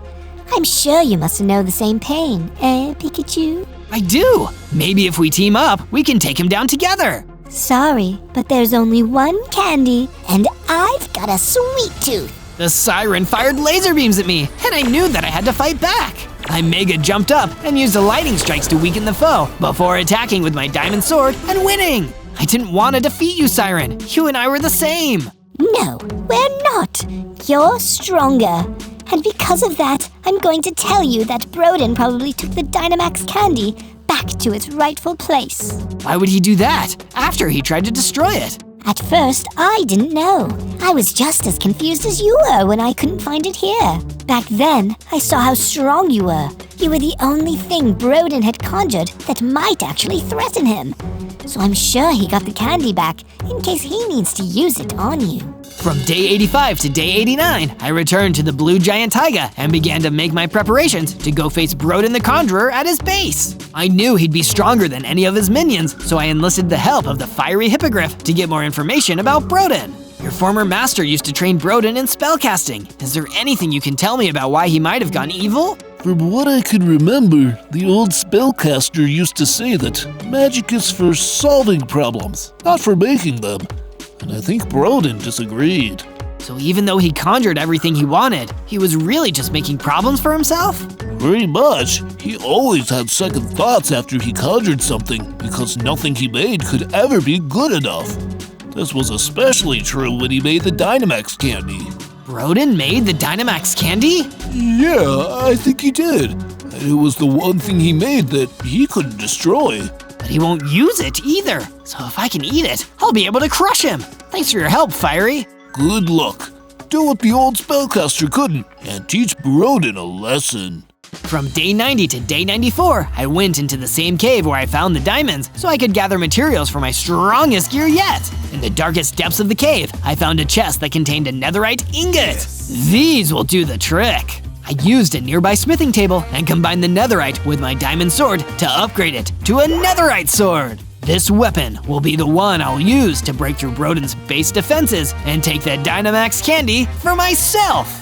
From day 95 to day 97, I visited my friends at the base to tell them that it was almost time for me to leave. First, I visited Pixie, who had been looking at the statue and thinking about how to upgrade it. Hey, Zozo! The statue is almost done, but it needs a Pikachu's touch to be complete. I've got you covered, Pixie. I went to the statue and did the remaining work that was needed. The full version was a statue of Ash Ketchum, Pikachu's trainer from the very beginning. When I looked at the statue, there was only one thought that echoed through my mind. I want to be the very best, like no one ever was.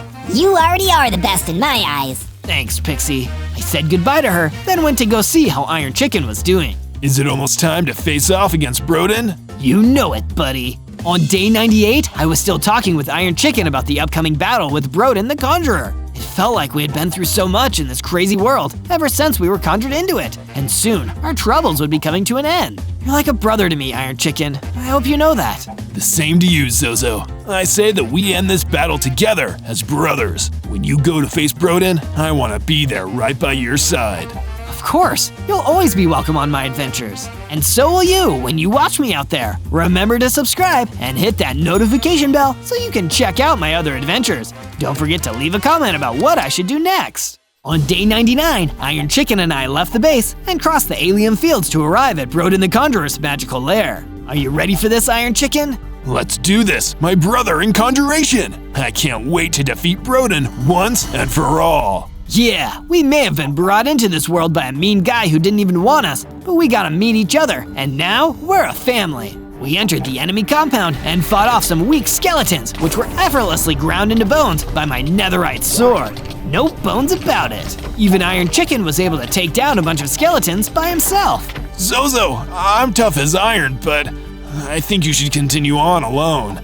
All right, I'll make sure to end this, once and for all. On day 100, the last couple Endermen that Broden the Conjurer had left tried to stand in the way. Curse you, darn Pikachu! You've sent us blasting off again and again, but not this time! By now, my electrical attacks were very capable of roasting the Endermen without much difficulty, so I cleared a path for myself to keep moving. Before long, I had reached the room where the Dynamax candy was stored. There it was, sweet as candy. I had to have it. Time to Pikachu on this candy.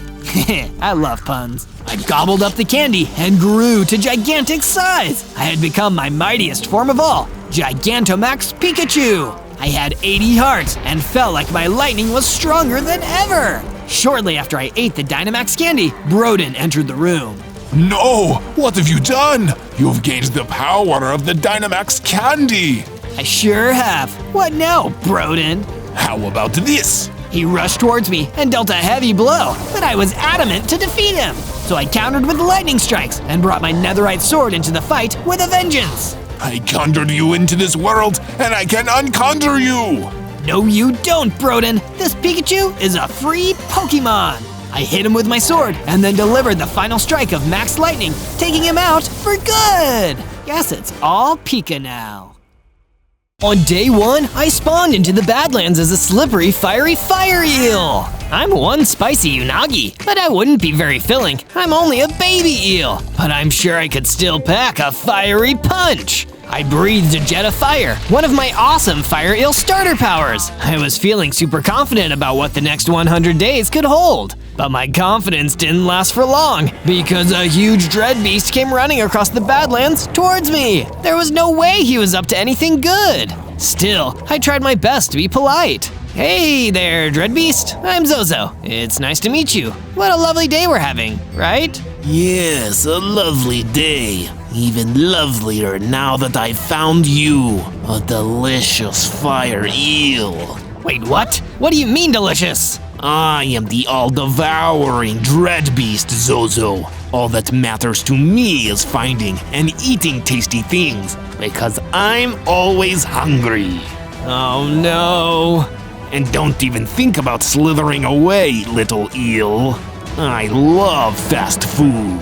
But I slithered away anyway, going as fast as I could. There was no way I was going to be devoured by a dread beast on my very first day in the overworld. But I don't think that nasty dread beast is gonna quit either. I need to get strong enough to beat that monster, or I worry I'm gonna spend 100 days preparing to become its lunch. On day 2, I kept slithering until I finally found a place in the Badlands to stop and catch my breath. It's not exactly the most hospitable place to spawn. Then again, given that I'm a fire eel, it's probably better than spawning somewhere cold. And hey, at least I have 10 hearts. I realized that all that talk about eating me had, weirdly, made me kind of hungry. These will make for a perfect snack.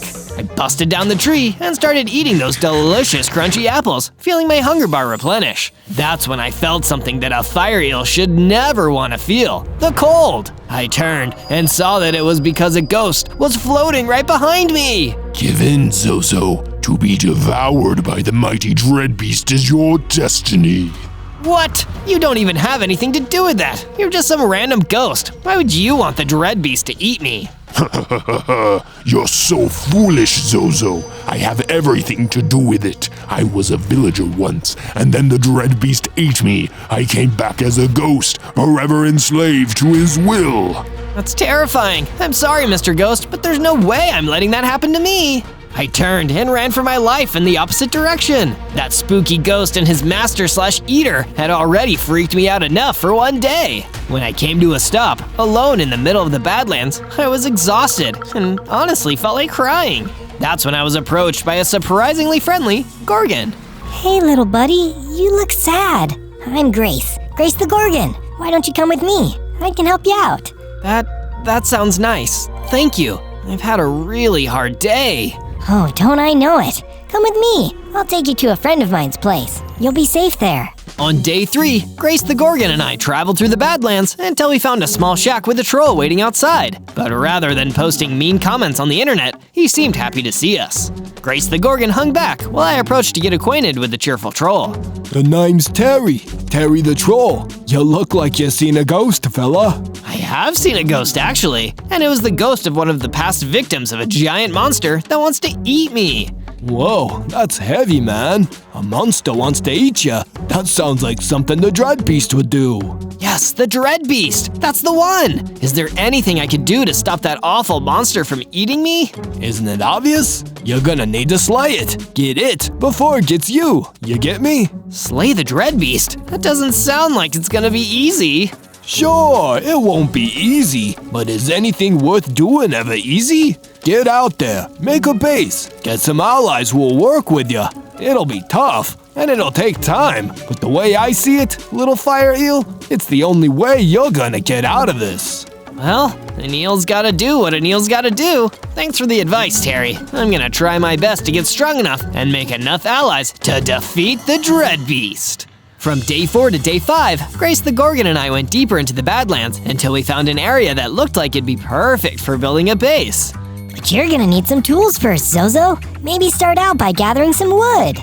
Good idea, Grace. I used what little baby eel strength I had to break down a tree and collect the wood for building a wooden pickaxe. It's mining time!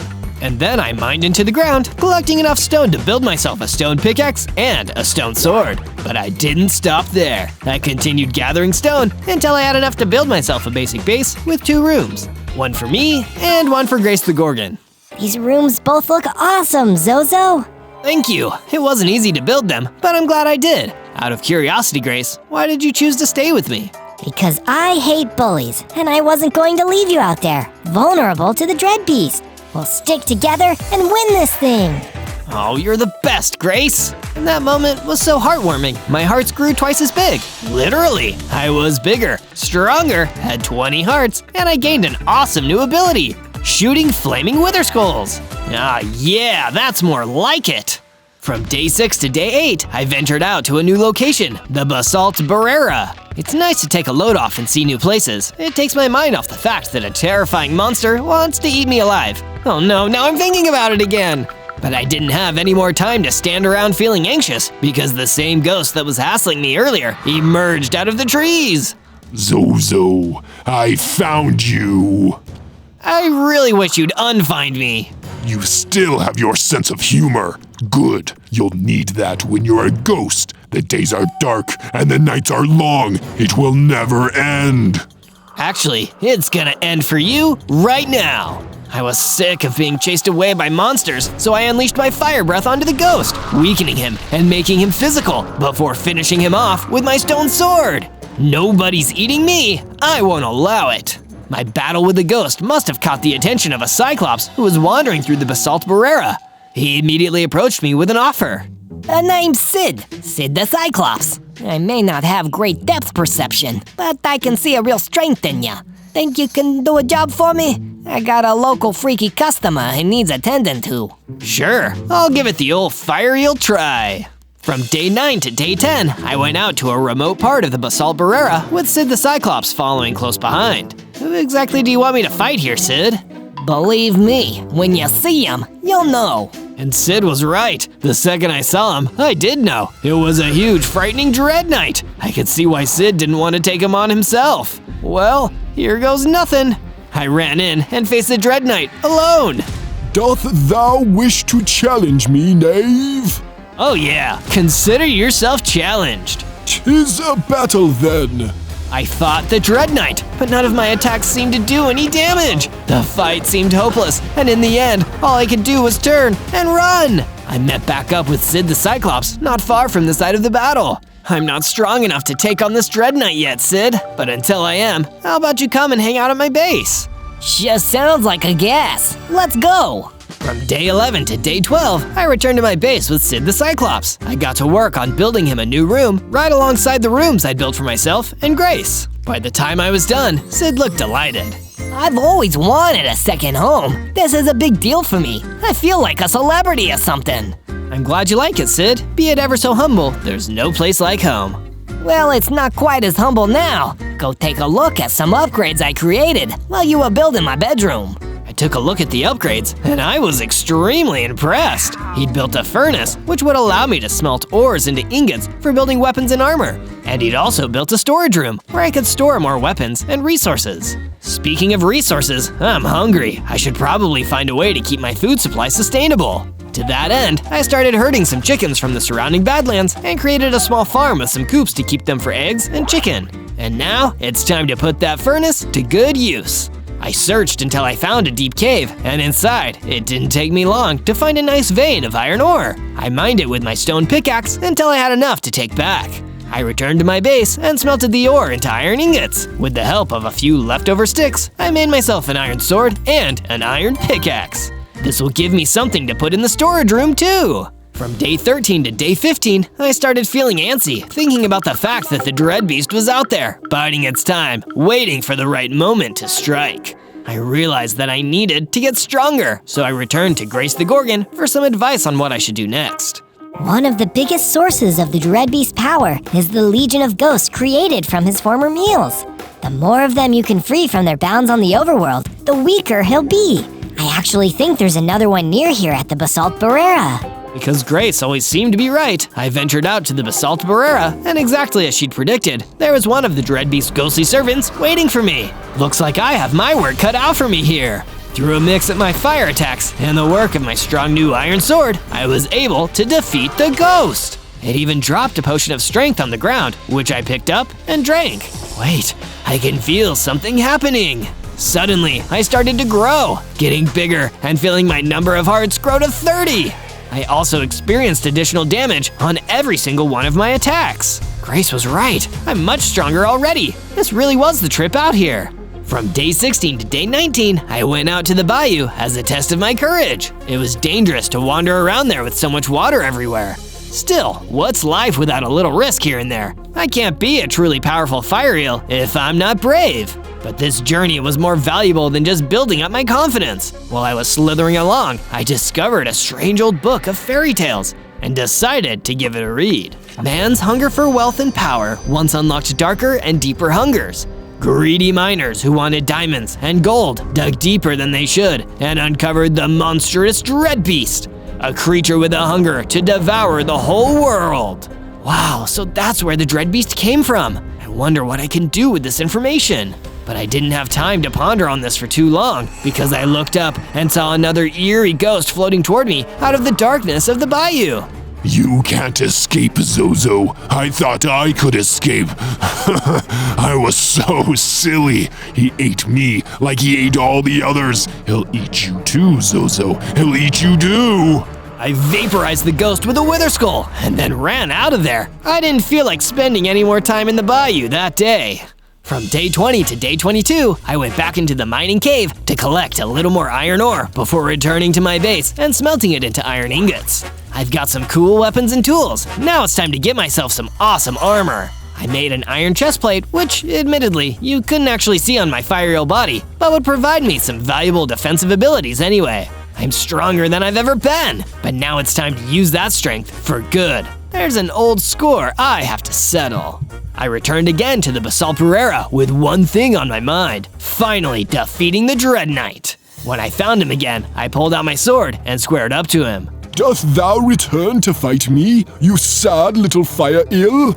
You cannot destroy that which has already been destroyed. What does that even mean?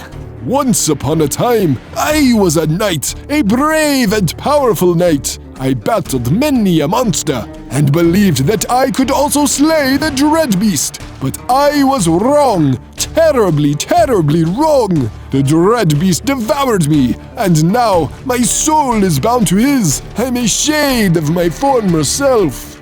Then let me free you from this terrible state, Dread Knight. I fired a wither skull at the Dread Knight, then ran in to battle him directly. With my new skills and my iron sword, I was able to hold my own against the Dread Knight and eventually destroy him. Rest well, tragic knight. I'll avenge you and all the others. Oh, will you now? I turned with horror to see the Dread Beast itself standing close behind me. Even with my new strength, he still looked just as frightening. Tasty, tasty little eel. It's almost time, Zozo. I'm getting so hungry I can barely control myself.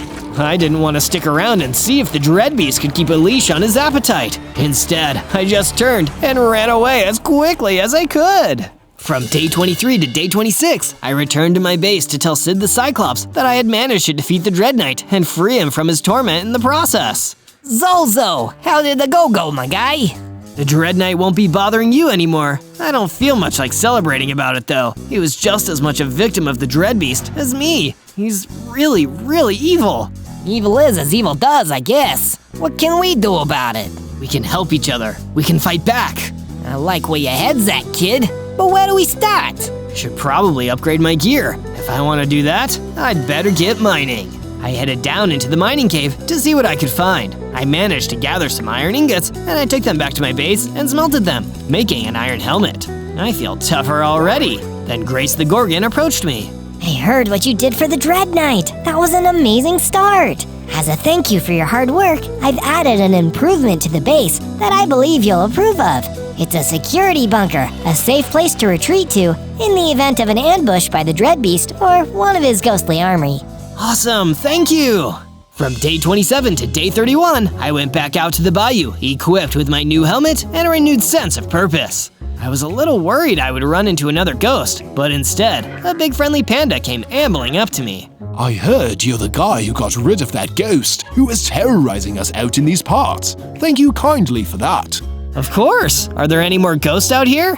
None that I've seen, but if you're offering help, I sure could use a place to stay. See, that nasty ghost critter tore my house right up. Any chance you've got a spare room? And that room is panda-sized? Sure. Well, I don't have a room for you yet, but I can build one. Let's go back to my base and we'll get you settled in. Thanks. By the way, my name's Patrick. I'm Zozo. You sure are impressive for an eel, Zozo. Well, that's kind of reductive, but thanks anyway. Come on. Patrick the panda followed me back to my base, and I got to work on building him a room where he could stay. When I was finished, Grace the Gorgon came to talk to me. Zozo, Terry the troll needs help. There's a ghost attacking his home, but I can't fight it alone. Will you come with me and help? Of course, poor Terry. Let's head on over there right now. From day 32 to day 35, Grace the Gorgon and I traveled to the Badlands to help Terry the troll. When we got there, Terry's shack was a mess. And I don't mean he forgot to pick up his dirty socks. I mean the whole thing had been knocked down. And Terry was nowhere to be seen. Instead, there was just a creepy ghost hovering out front. You're too late, Zozo. Your friend has already left this life behind. Pity he died this way and not in the jaws of the mighty Dread Beast. He was not as lucky as you will be. What do you mean? That can't be true! But it is. One way or another, you will join us. I have heard that the Dread Beast is craving eel pie, and his hunger will soon be sated. No, it won't! You may have taken my friend, but I'll never let you beat me! I shot a wither skull at the ghost and vaporized it. It felt good, but I was still heartbroken about Terry. We can't let Terry's death be in vain, Zozo. I may only be a little fire eel, but as long as I have fire breath in my body, I won't let the Dread Beast do this to anyone ever again! From day 36 to day 39, I returned to the Basalt Barrera. Now that I got rid of the Dread Knight, this place is pretty peaceful. I'd love to kick back and relax out here. Well, not kick, I don't have feet, but you get the idea. I was just about to try and squeeze in a little relaxation between quests when a nether ogre approached me. Oi, your name's Zozo, isn't it? I've got a right awful bloke in me house. He just won't leave. I tried to chase him out, and he said he'd burn me to a crisp, he did. Wow, people from the nether sure have a funny way of talking. But I get what you mean, friend. Show me the way, and I'll do my best to help. He took me to his house, where, sure enough, a great big fire ogre was getting ready to burn the place down. Luckily, I threw a wither skull and stopped him before he could torch the nether ogre's house. Here you go. Still just as not burnt down as it was before. Well, Bob's your uncle. Say, you're that bloke what's looking to get rid of the Dread Beast? I am. Well, he's only out there in the swamplands, he is. That's good to know. I just won't go there until I'm strong enough to fight and win. From day 40 to day 43, I traveled back home to my base. When I got there, I was surprised to find Sid the Cyclops waiting for me. Hey there, Zozo! While you were out, I built some additional rooms. Oh, that's amazing! I need a room for my friend here. But what made you think of that? Well, I was hoping we could invite more guests to come stay. I know a few guys. It turns out that very guy was Patrick the Panda, who I'd already met. The more the merrier. Here's your new room, Patrick. Holy, it's perfect, Zozo. Say, could you do me one more favor? Could you go to the bayou and get my favorite book? I left it out there, and I've got a hankering for reading. Sure, I'll head over there now. From day 44 to day 49, I traveled to the bayou to look for Patrick the Panda's favorite book. I probably should have asked him what it looked like, or what it was called. Oh well, I'm here now. But I wasn't the only one here. The terrifying dreadbeast popped out right in front of me. Indeed you are, Zozo. Tasty eel, it's almost my supper time. Once it is, I will feast. And the prophecy foretells that once I eat a fire eel, I will reach my ultimate power and devour all that I see. I'll never let you eat me, especially not after you said all that scary stuff. When the time comes, you will not be able to escape. With that, he disappeared, but I didn't get a chance to wonder where he went. In his place, he left behind a huge, mean-looking blue manticore. Look upon your future, Zozo. If I could not defeat the Dreadbeast, then surely a tiny, insignificant fire eel will not be able to. You will be devoured like the rest. Why still work for him after what he did to you?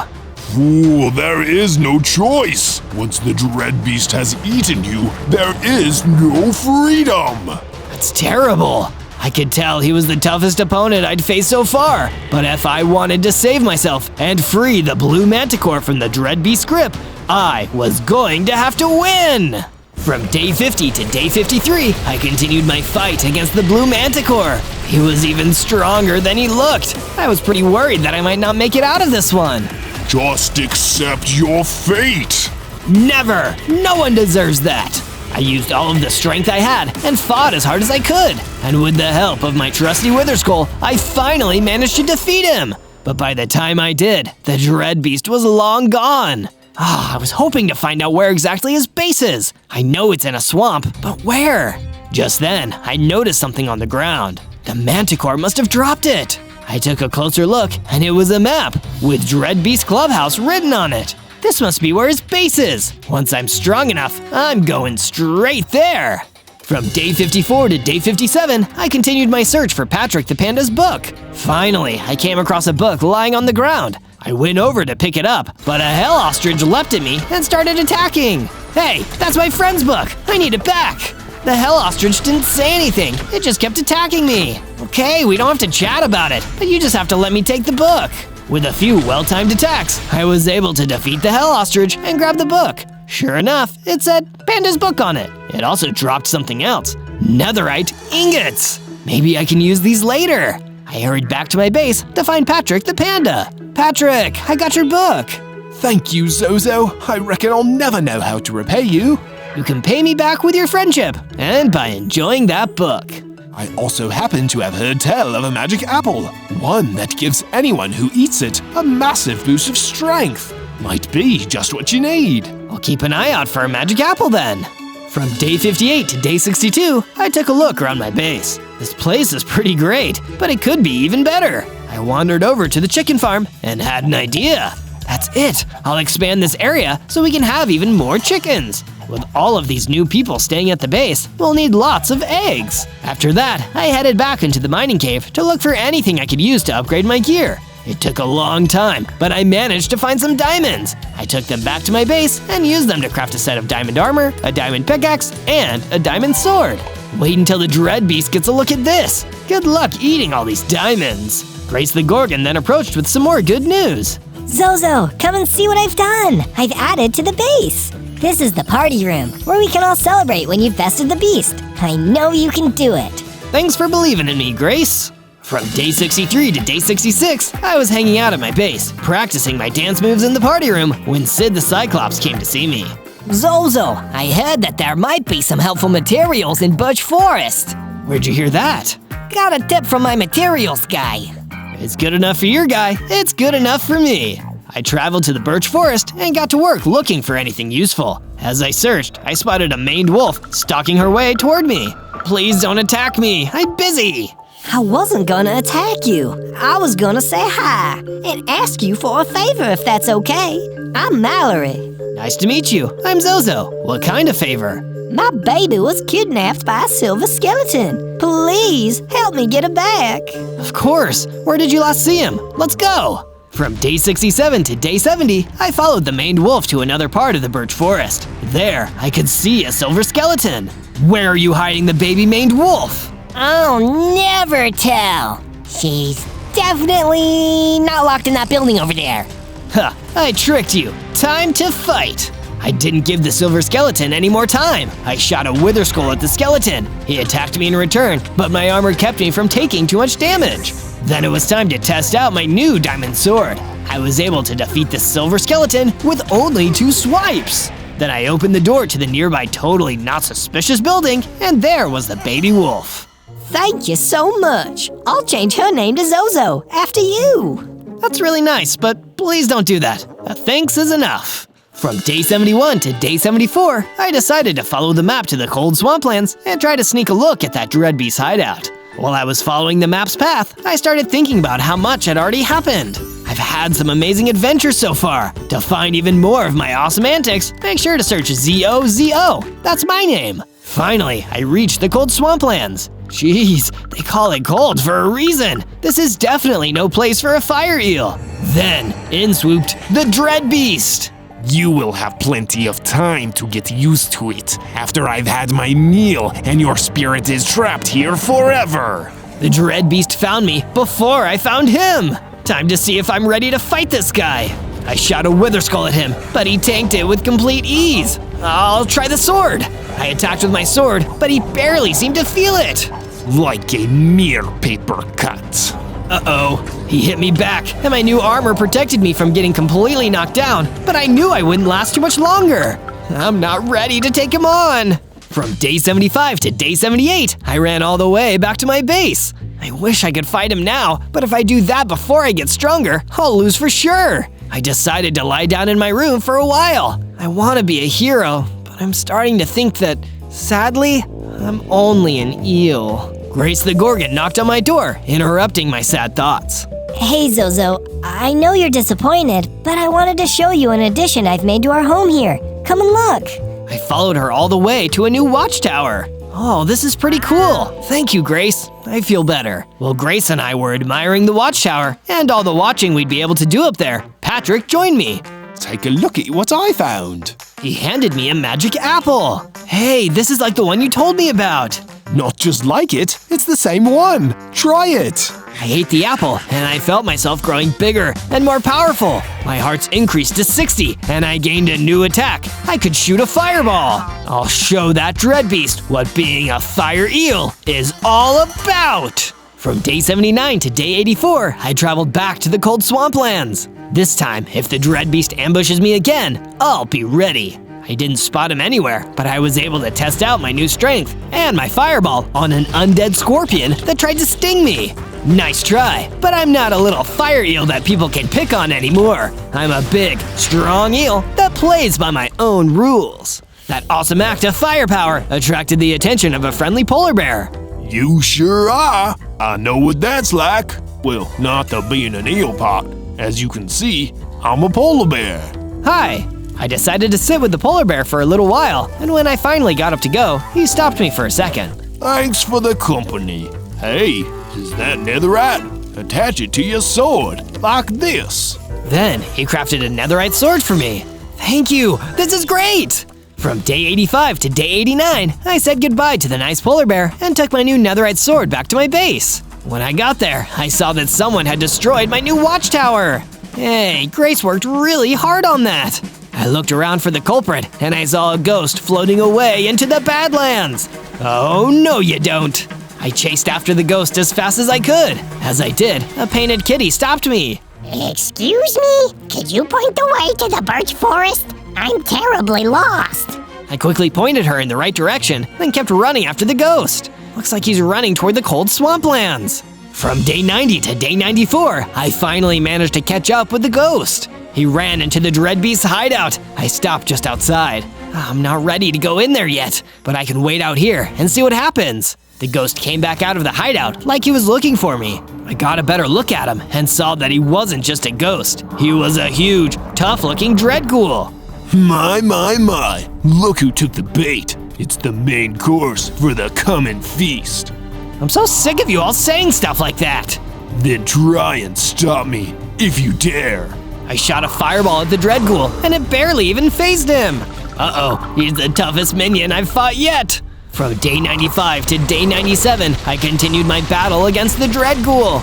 I really need to do my best if I'm gonna win this one.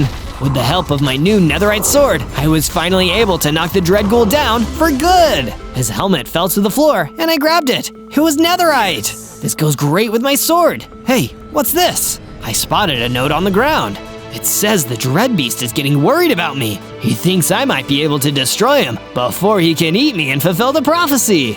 This is great news. It means I'm definitely on the right track. I can't back down. I've got to get everything I possibly need before I enter the final battle.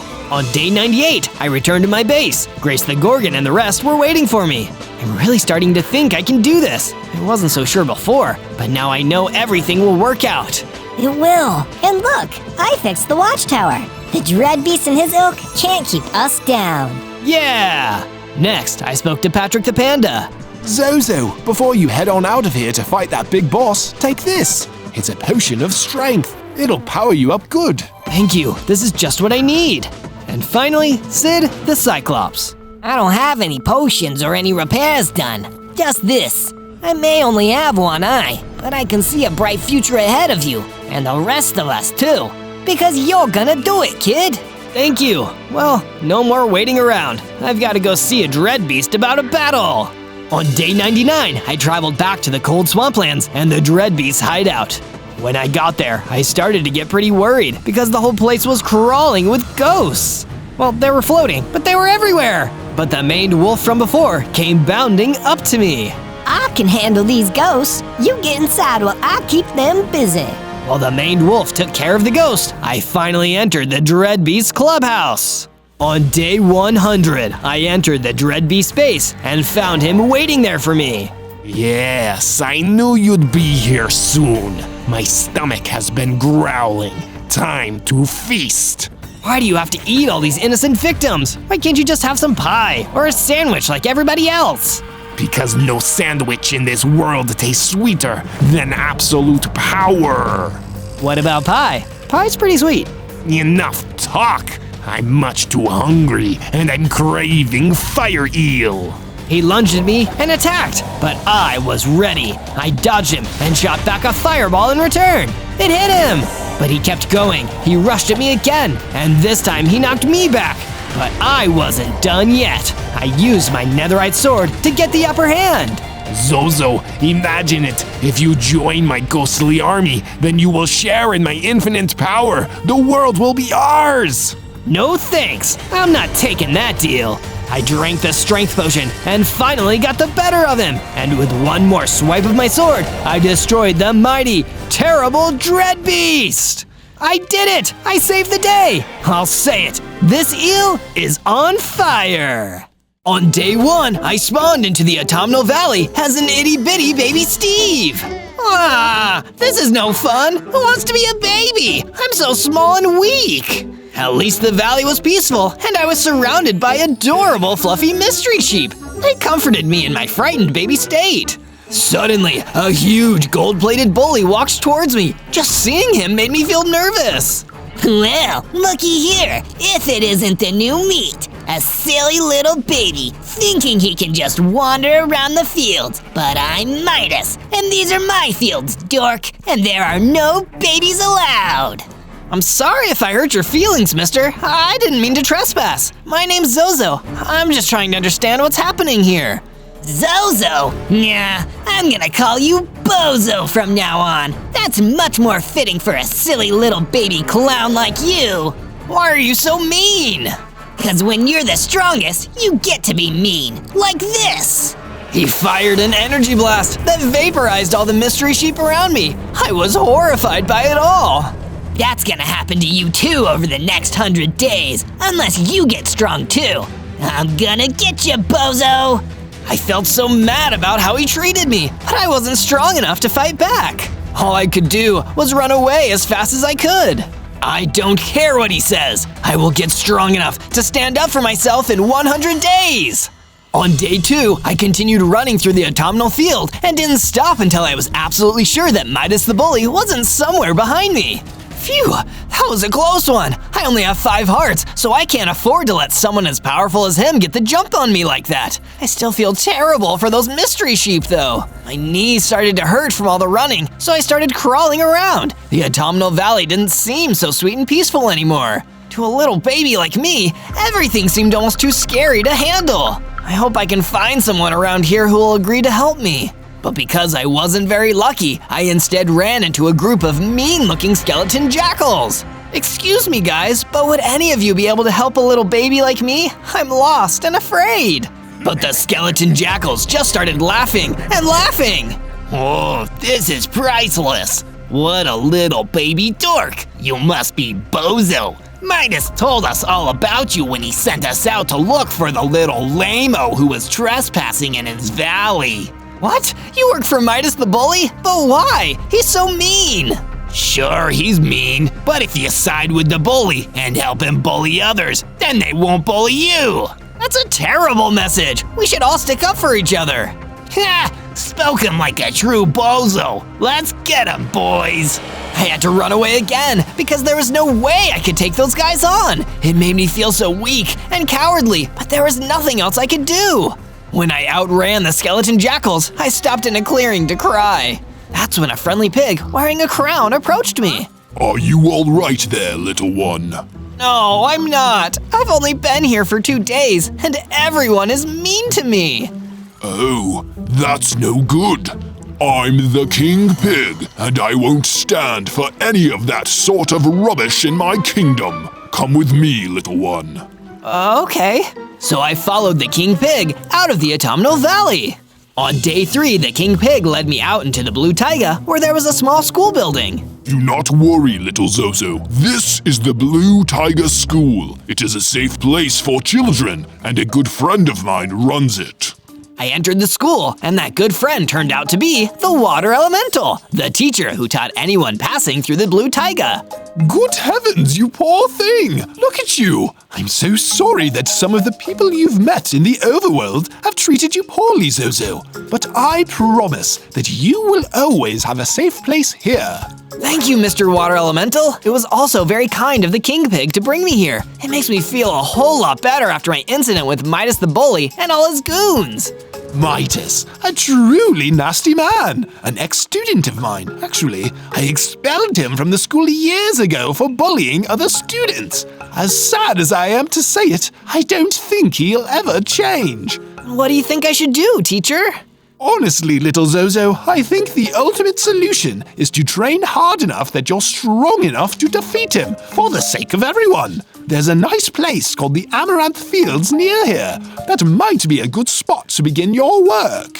Thank you, Mr. Water Elemental. I won't let you down. So King Pig and I set off for the Amaranth Fields, ready to begin the process of taking Midas the Bully down once and for all. From day 4 to day 5, King Pig and I arrived at the Amaranth Fields. There were enough wide open plains for it to be perfect to make a base. But first, I broke down a tree and made myself a crafting bench and a wooden pickaxe.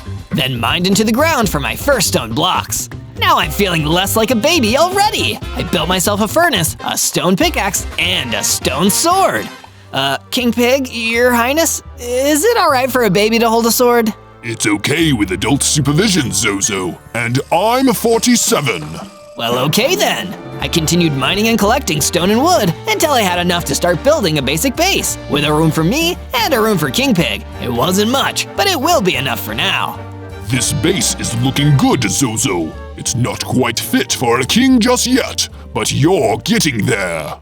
Then, a problem came up. A small swarm of golden devourers tried attacking my base, and I was forced to use my sword to fight them all off. Get out of here, you nasty little critters! I've had enough meanies this week.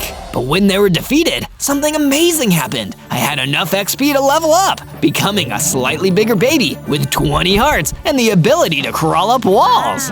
I guess it makes sense for a baby to be really good at crawling. From day 6 to day 8, given a little more confidence by my new power and new hearts, I decided to venture out to the mangrove marshes where I could hopefully learn more about being strong and tough. It seemed like a nice enough place until I saw an ancient Egyptian guy being attacked by a nasty bunch of sectoid soldiers. I couldn't let them get away with that. Don't worry, I'm here to help. Baby to the rescue!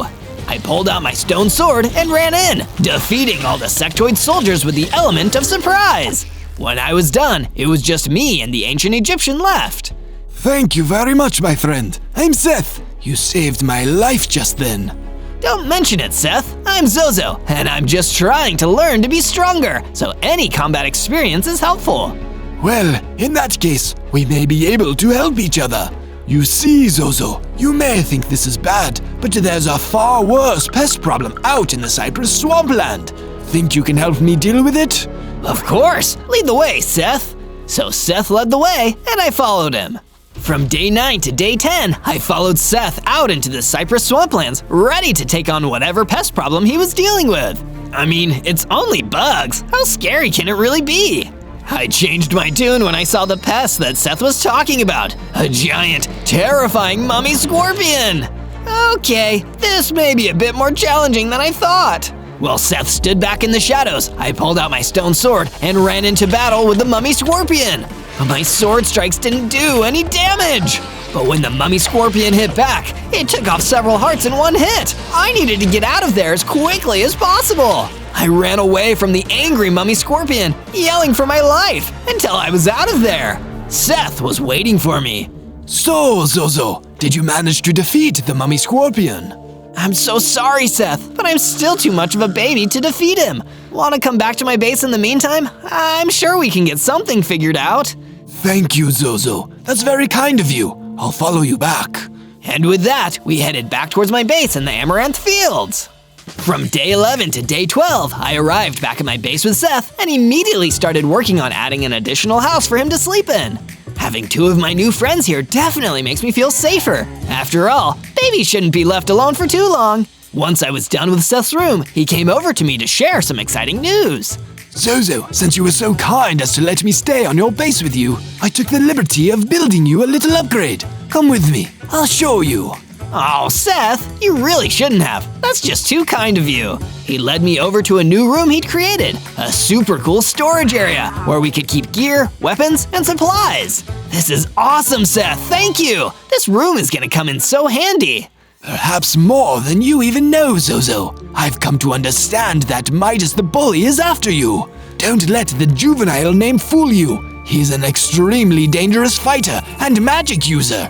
To take him on, you're going to need the best weapons you can muster. Feeling inspired by Seth's words of warning, I made my way to a deep cave not far from my base and started mining. There, I found some iron ore, which I took back to the furnace on my base and smelted into iron ingots. Before I knew it, I had an iron sword and an iron pickaxe. A baby with an iron sword. This is just crazy, but I guess I'll go with it. And of course, a sword is no good if you don't have supplies. That's why I made a paddock on my base and herded some mystery sheep into it. After all, you never know when you're gonna need the wool. From day 13 to day 15, I wasn't sure what I needed to do to get stronger, so I went to my oldest friend, King Pig. Your Majesty, I'm not sure how to get strong enough to defeat Midas the Bully. I know I've got a better sword now, but I'm still a tiny, weak baby. Well, one of the best ways to grow big and strong is to have a healthy diet, my boy. And for what it's worth, I've heard the delicious apples on the Dover Mountains have particularly special properties. Then I'll head straight to the Dover Mountains. Thank you, King Pig.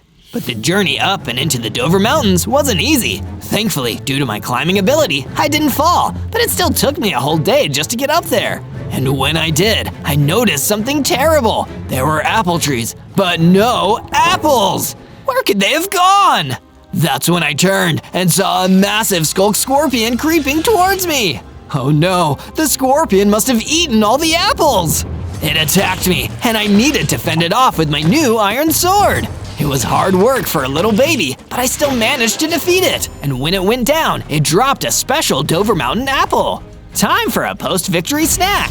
When I ate the apple, I immediately started growing and becoming more powerful. I now had 50 hearts and the ability to quickly build walls. I'm one buff baby now! From day 16 to day 19, I wanted to go somewhere a little less challenging than the Dover Mountains, so I settled for the charming Evergreen Hills instead. Wow, the scenery here is lovely! If only I had a book to just sit around and read, this would be the perfect afternoon. And as if by magic, I ran into a book on the ground. I picked it up and saw that its title was The Tragedy of Midas. This sounds like an educational read.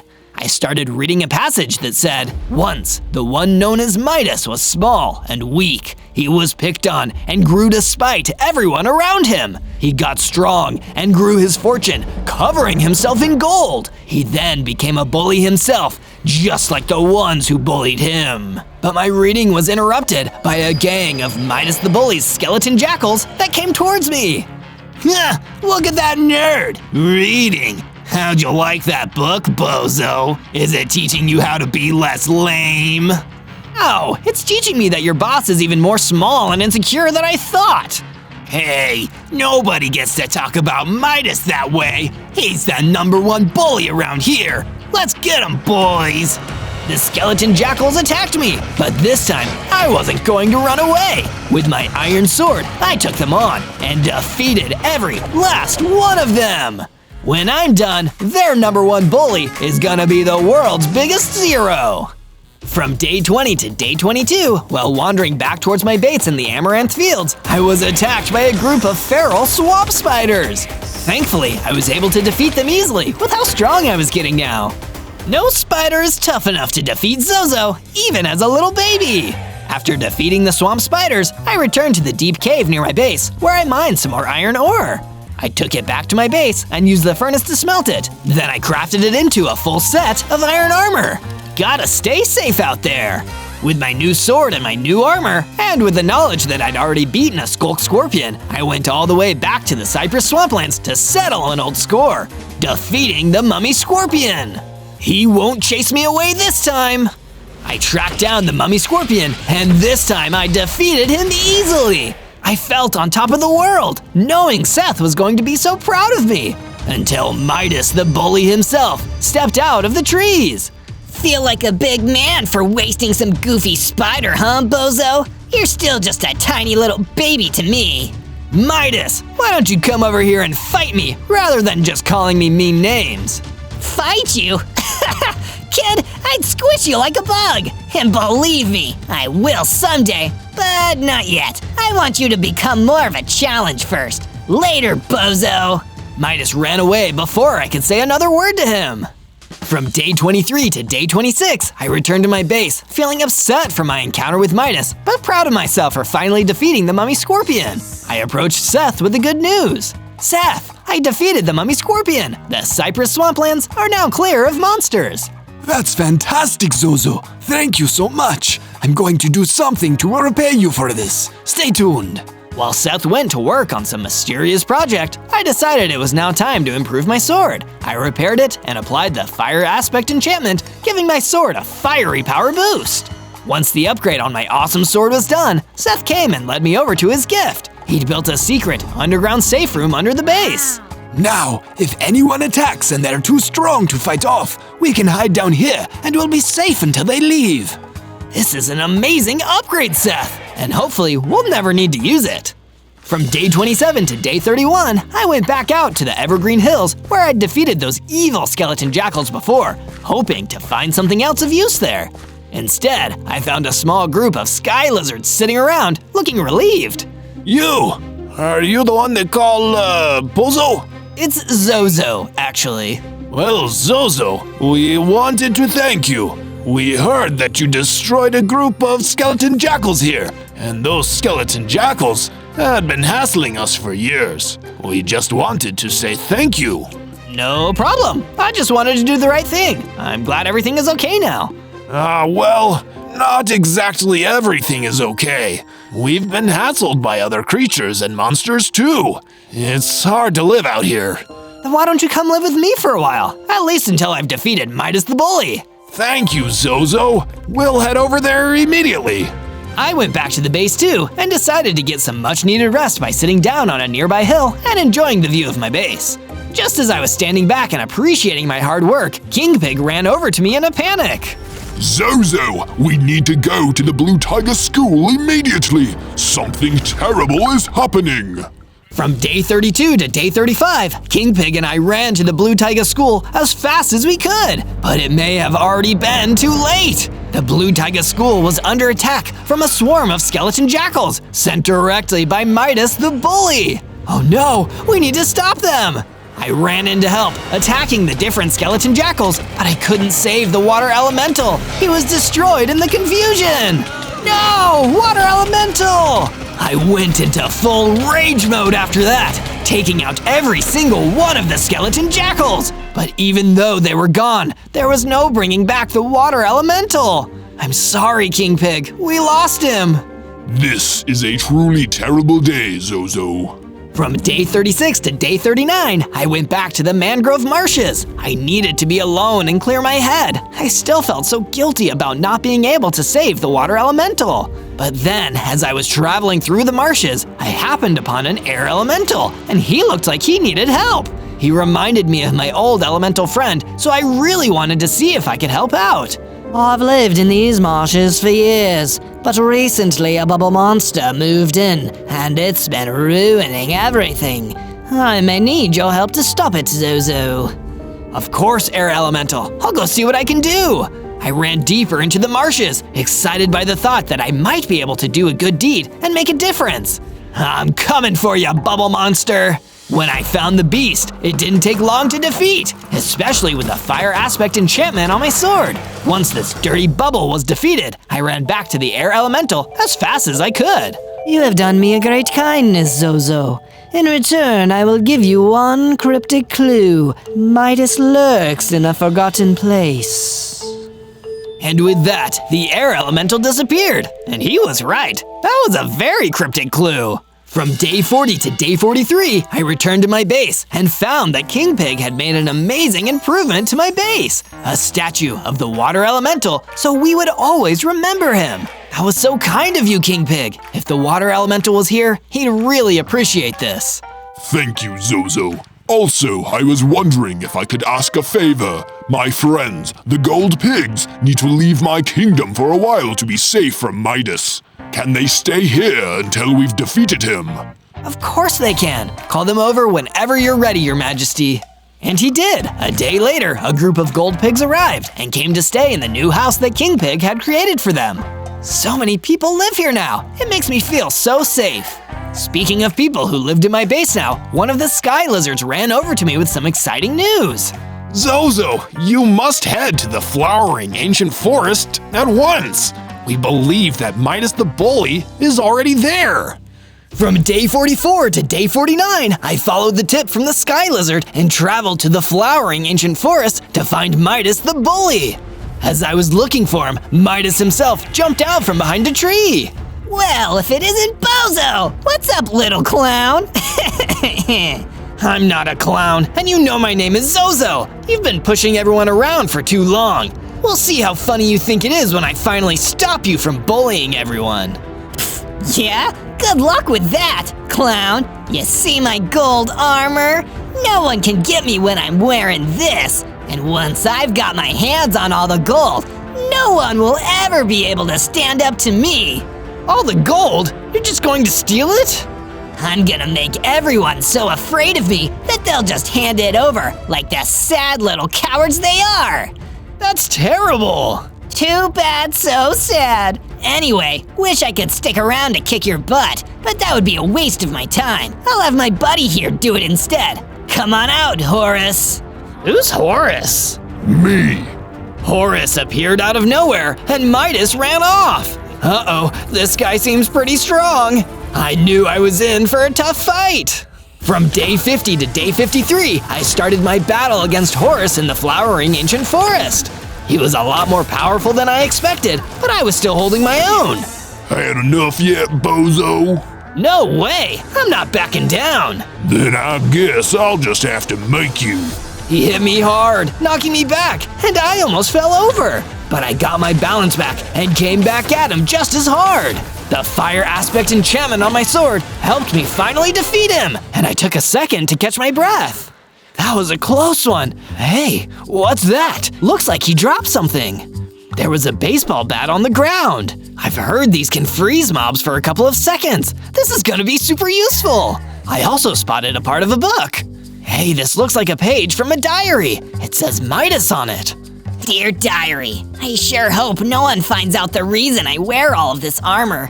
I'm not a very good fighter. I'm just good at dodging and taking lots of damage. If someone found a way to freeze me or damage my armor, I'd be in big trouble. Good thing I'll never tell anyone my secret. Oh boy, I'm glad I found this. From day 54 to day 57, I got ready to head back to my base. But as I was preparing to leave the flowering ancient forest, an ender creeper ambushed me.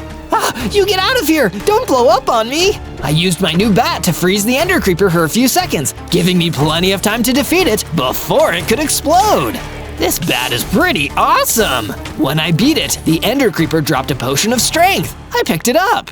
Great! I can take this back to my base. With my new bat and my potion of strength, I headed back to my base to tell my friends all about it. I found the sky lizard waiting for me there.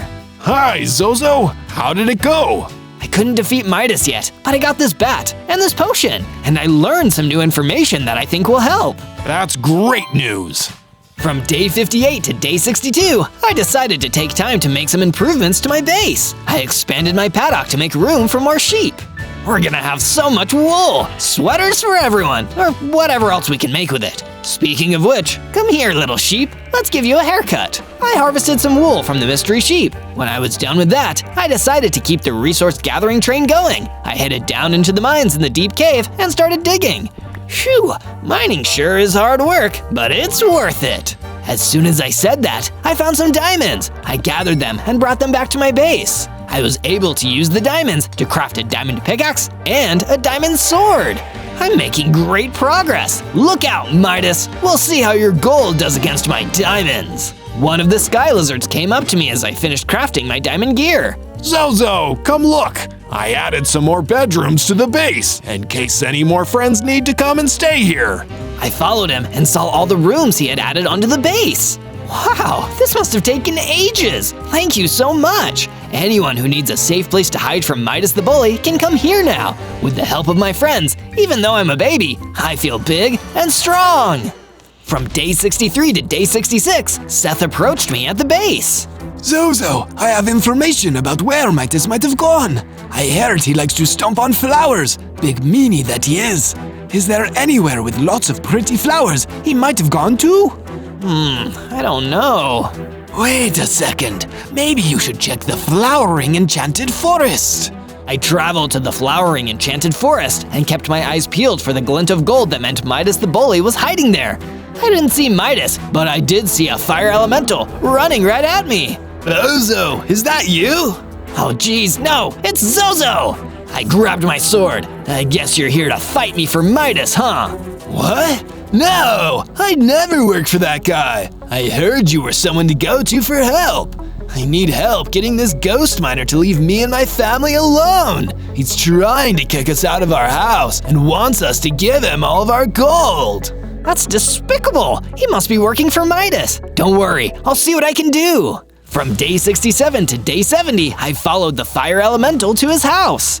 Sure enough, there was a ghost miner trying to break down one of the walls. Looks like my grandma is still inside. Hurry, please. Hold on, Granny Fire Elemental, I'm coming. I got my sword ready and rushed towards the ghost miner. He was chipping away at the wall of the house, but when he saw me coming, he stopped and turned his focus on me. He was strong, definitely the strongest enemy I'd fought so far, but I still managed to finally defeat him. It's safe now. No one will try to destroy your home again. Thank you, Bozo. I'll never forget what you did for us today. No problem. My name is Zozo, though. Could you spread the word? Midas the Bully started calling me the wrong name, and I really don't want it to stick. I may be a baby, but I'm no clown. You got it. It's the least I can do. If you ever need a fire elemental, you know where to find me. Or you can just come over for dinner sometime. Yum! Sounds like a plan. From day 71 to day 74, I kept exploring the flowering enchanted forest, keeping an eye out for smushed flowers. I know if I see something that's messed up, Midas can't be far. As I walked, taking in the beautiful scenery, a bee came buzzing by me. Hello, little bee. Hello, Zozo. Say, if you're enjoying this adventure and want to see more, make sure to subscribe and find other adventures by searching ZOZO. Anyway, I've got to buzz off. Bye! Thanks for the tip, bee. Now, back to searching for that bully. Talking about me, bozo? I could see Midas just up ahead of me, stomping on a flower. Why would you destroy something so pretty? These flowers aren't hurting anyone. Flowers are for losers and dweebs. Who needs them? You probably love flowers, don't you, bozo? I could stomp on you just like these flowers. You're just as weak. No, I'm not. I'm getting stronger all the time. Huh, oh yeah? You think you're strong enough to fight me? I tried to get my bat so I could freeze him for a few seconds, but I wasn't quick enough. He rushed at me and overwhelmed me. I had to run. I ran to a safer place and stopped to collect my thoughts. Next time I'll be ready. Next time I'll be stronger. That's right. You better run. From day 75 to day 78, I returned to my base, feeling pretty down about the fight with Midas. All I wanted to do was lie down and take a nap, but I couldn't even fall asleep. I can't believe I had to run away. After I talked all that talk about being stronger, I still wasn't strong enough to take Midas on. Maybe he's right. Maybe I am just a silly little clown baby. I'll never win. Knock, knock. Can I come in? Sure, go ahead. I thought you might want to see some improvements I've made to the base. Come on, take a look. Okay, I'll check it out. While I was gone, King Pig had added a bunch of decorative lanterns to the base. It made the whole place look way nicer, and even though I was still bummed out, it definitely cheered me up. This is really nice and calming in a way. One of the sky lizards came running over to me. Zozo! Zozo! Look what I found! It's a potion. I think it'll make you stronger. Try it and see what happens. Sure, I might as well.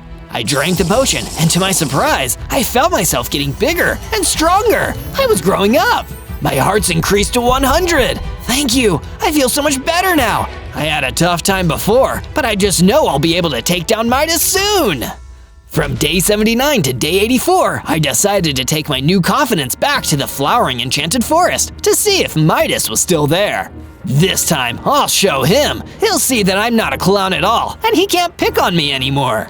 I looked all around, but I couldn't see Midas anywhere. I saw some sectoid guards though, and I was able to test out my new strength by fighting them off. It was much easier than fighting the sectoid soldiers from before. I'm definitely getting better at this. When I finished battling the sectoid guards, a rich mummy came to me. Say, old chap, that was impressive. Tell me, how did you become such a talented fighter? Lots of practice, some special potions, and the support of my friends. Righto! Splendid work, my lad. A warrior of your caliber deserves the finest quality armor. Why, I have just the thing. I don't have any use for it myself. I have so much wealth already. Please, take this netherite helmet and put it to good use.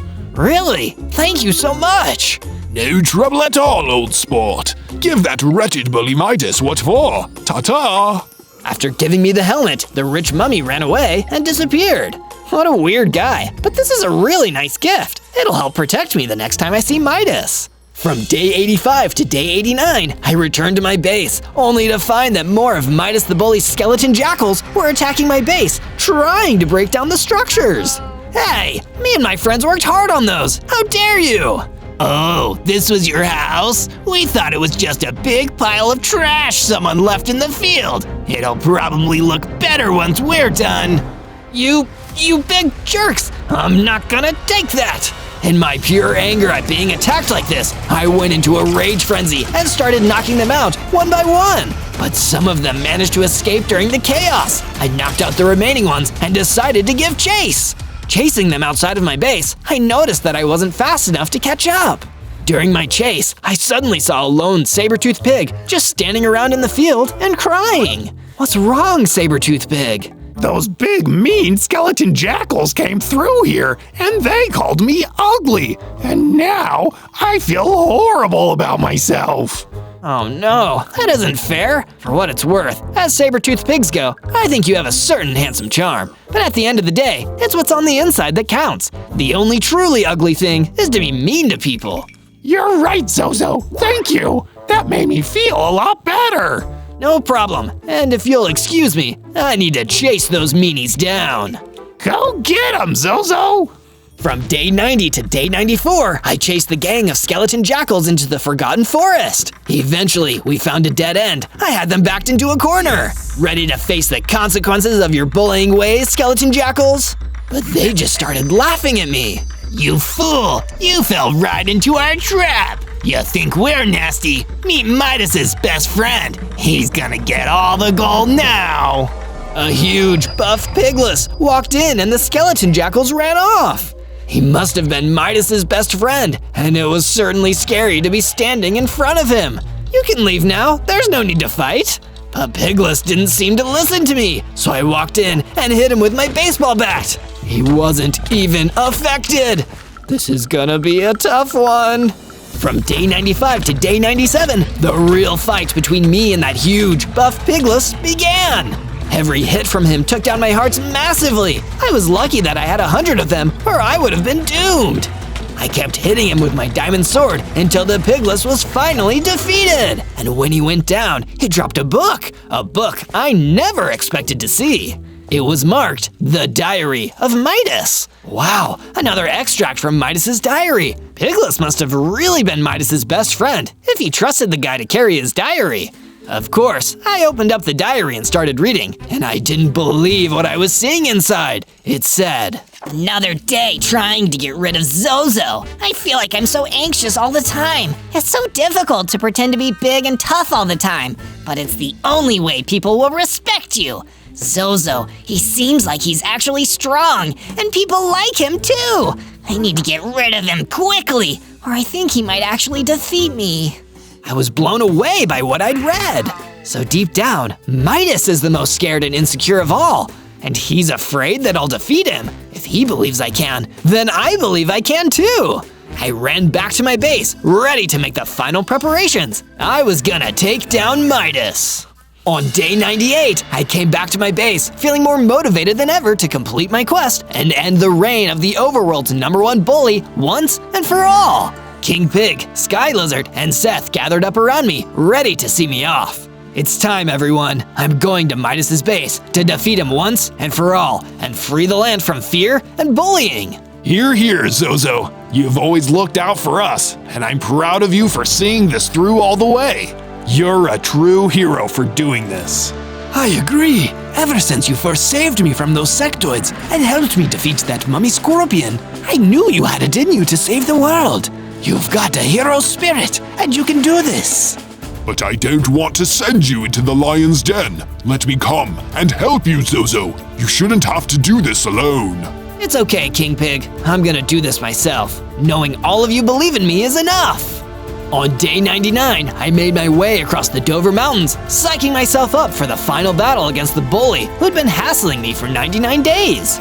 I can't wait for this to finally be over, so me and my friends can all relax. On my way there, I ran into a yak who was casually grazing.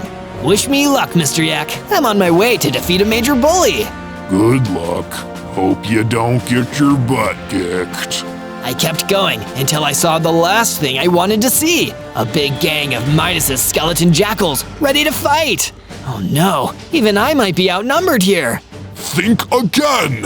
I turned and saw that King Pig had been following me the whole time. King Pig, why are you here? Because you need me, clearly. You've helped me a lot since you've come here, Zozo. Now it's time for me to help you. I'll distract all these nasty skeleton jackals. You go take down that big bully. You're the best, King Pig. Let's do this! On day 100, I entered Midas the Bully's lair by using my wall climbing abilities to get in past the walls. All that gold he's taken, you'd think he'd have invested in some better security. When I went in, Midas was the only one there. He seemed shocked to see me. What? This is impossible! I sent out all my skeleton jackals to stop you. How could you have gotten past them? because I still have friends, unlike some people around here. Big talk for such a little baby, bozo. I may be a baby, Midas, but I'm not a coward. I know the truth. Pigless was carrying your diary, and I read it. You're afraid of me. You're afraid of everything. And rather than confront that, you're mean to everyone around you. I'm giving you one last chance to be better. You read my diary? Oh, for that, I'm gonna pound you, you nasty little baby. This is the end. Well, I can't say I didn't give you a chance. Midas fired an energy blast at me, but I used my quick building skills to build a wall between me and the blast. Now it was time to fight back. I chugged down the potion of strength I received earlier. There was no way he could stop me now. I ran out from behind the wall and took Midas by surprise and bonked him with my bat. Before Midas could stop me, I hit him again and again and again, cutting through his golden armor until the last strike defeated him for good. That's what you get for being a bully. And with Midas gone, the overworld was free to have fun once again.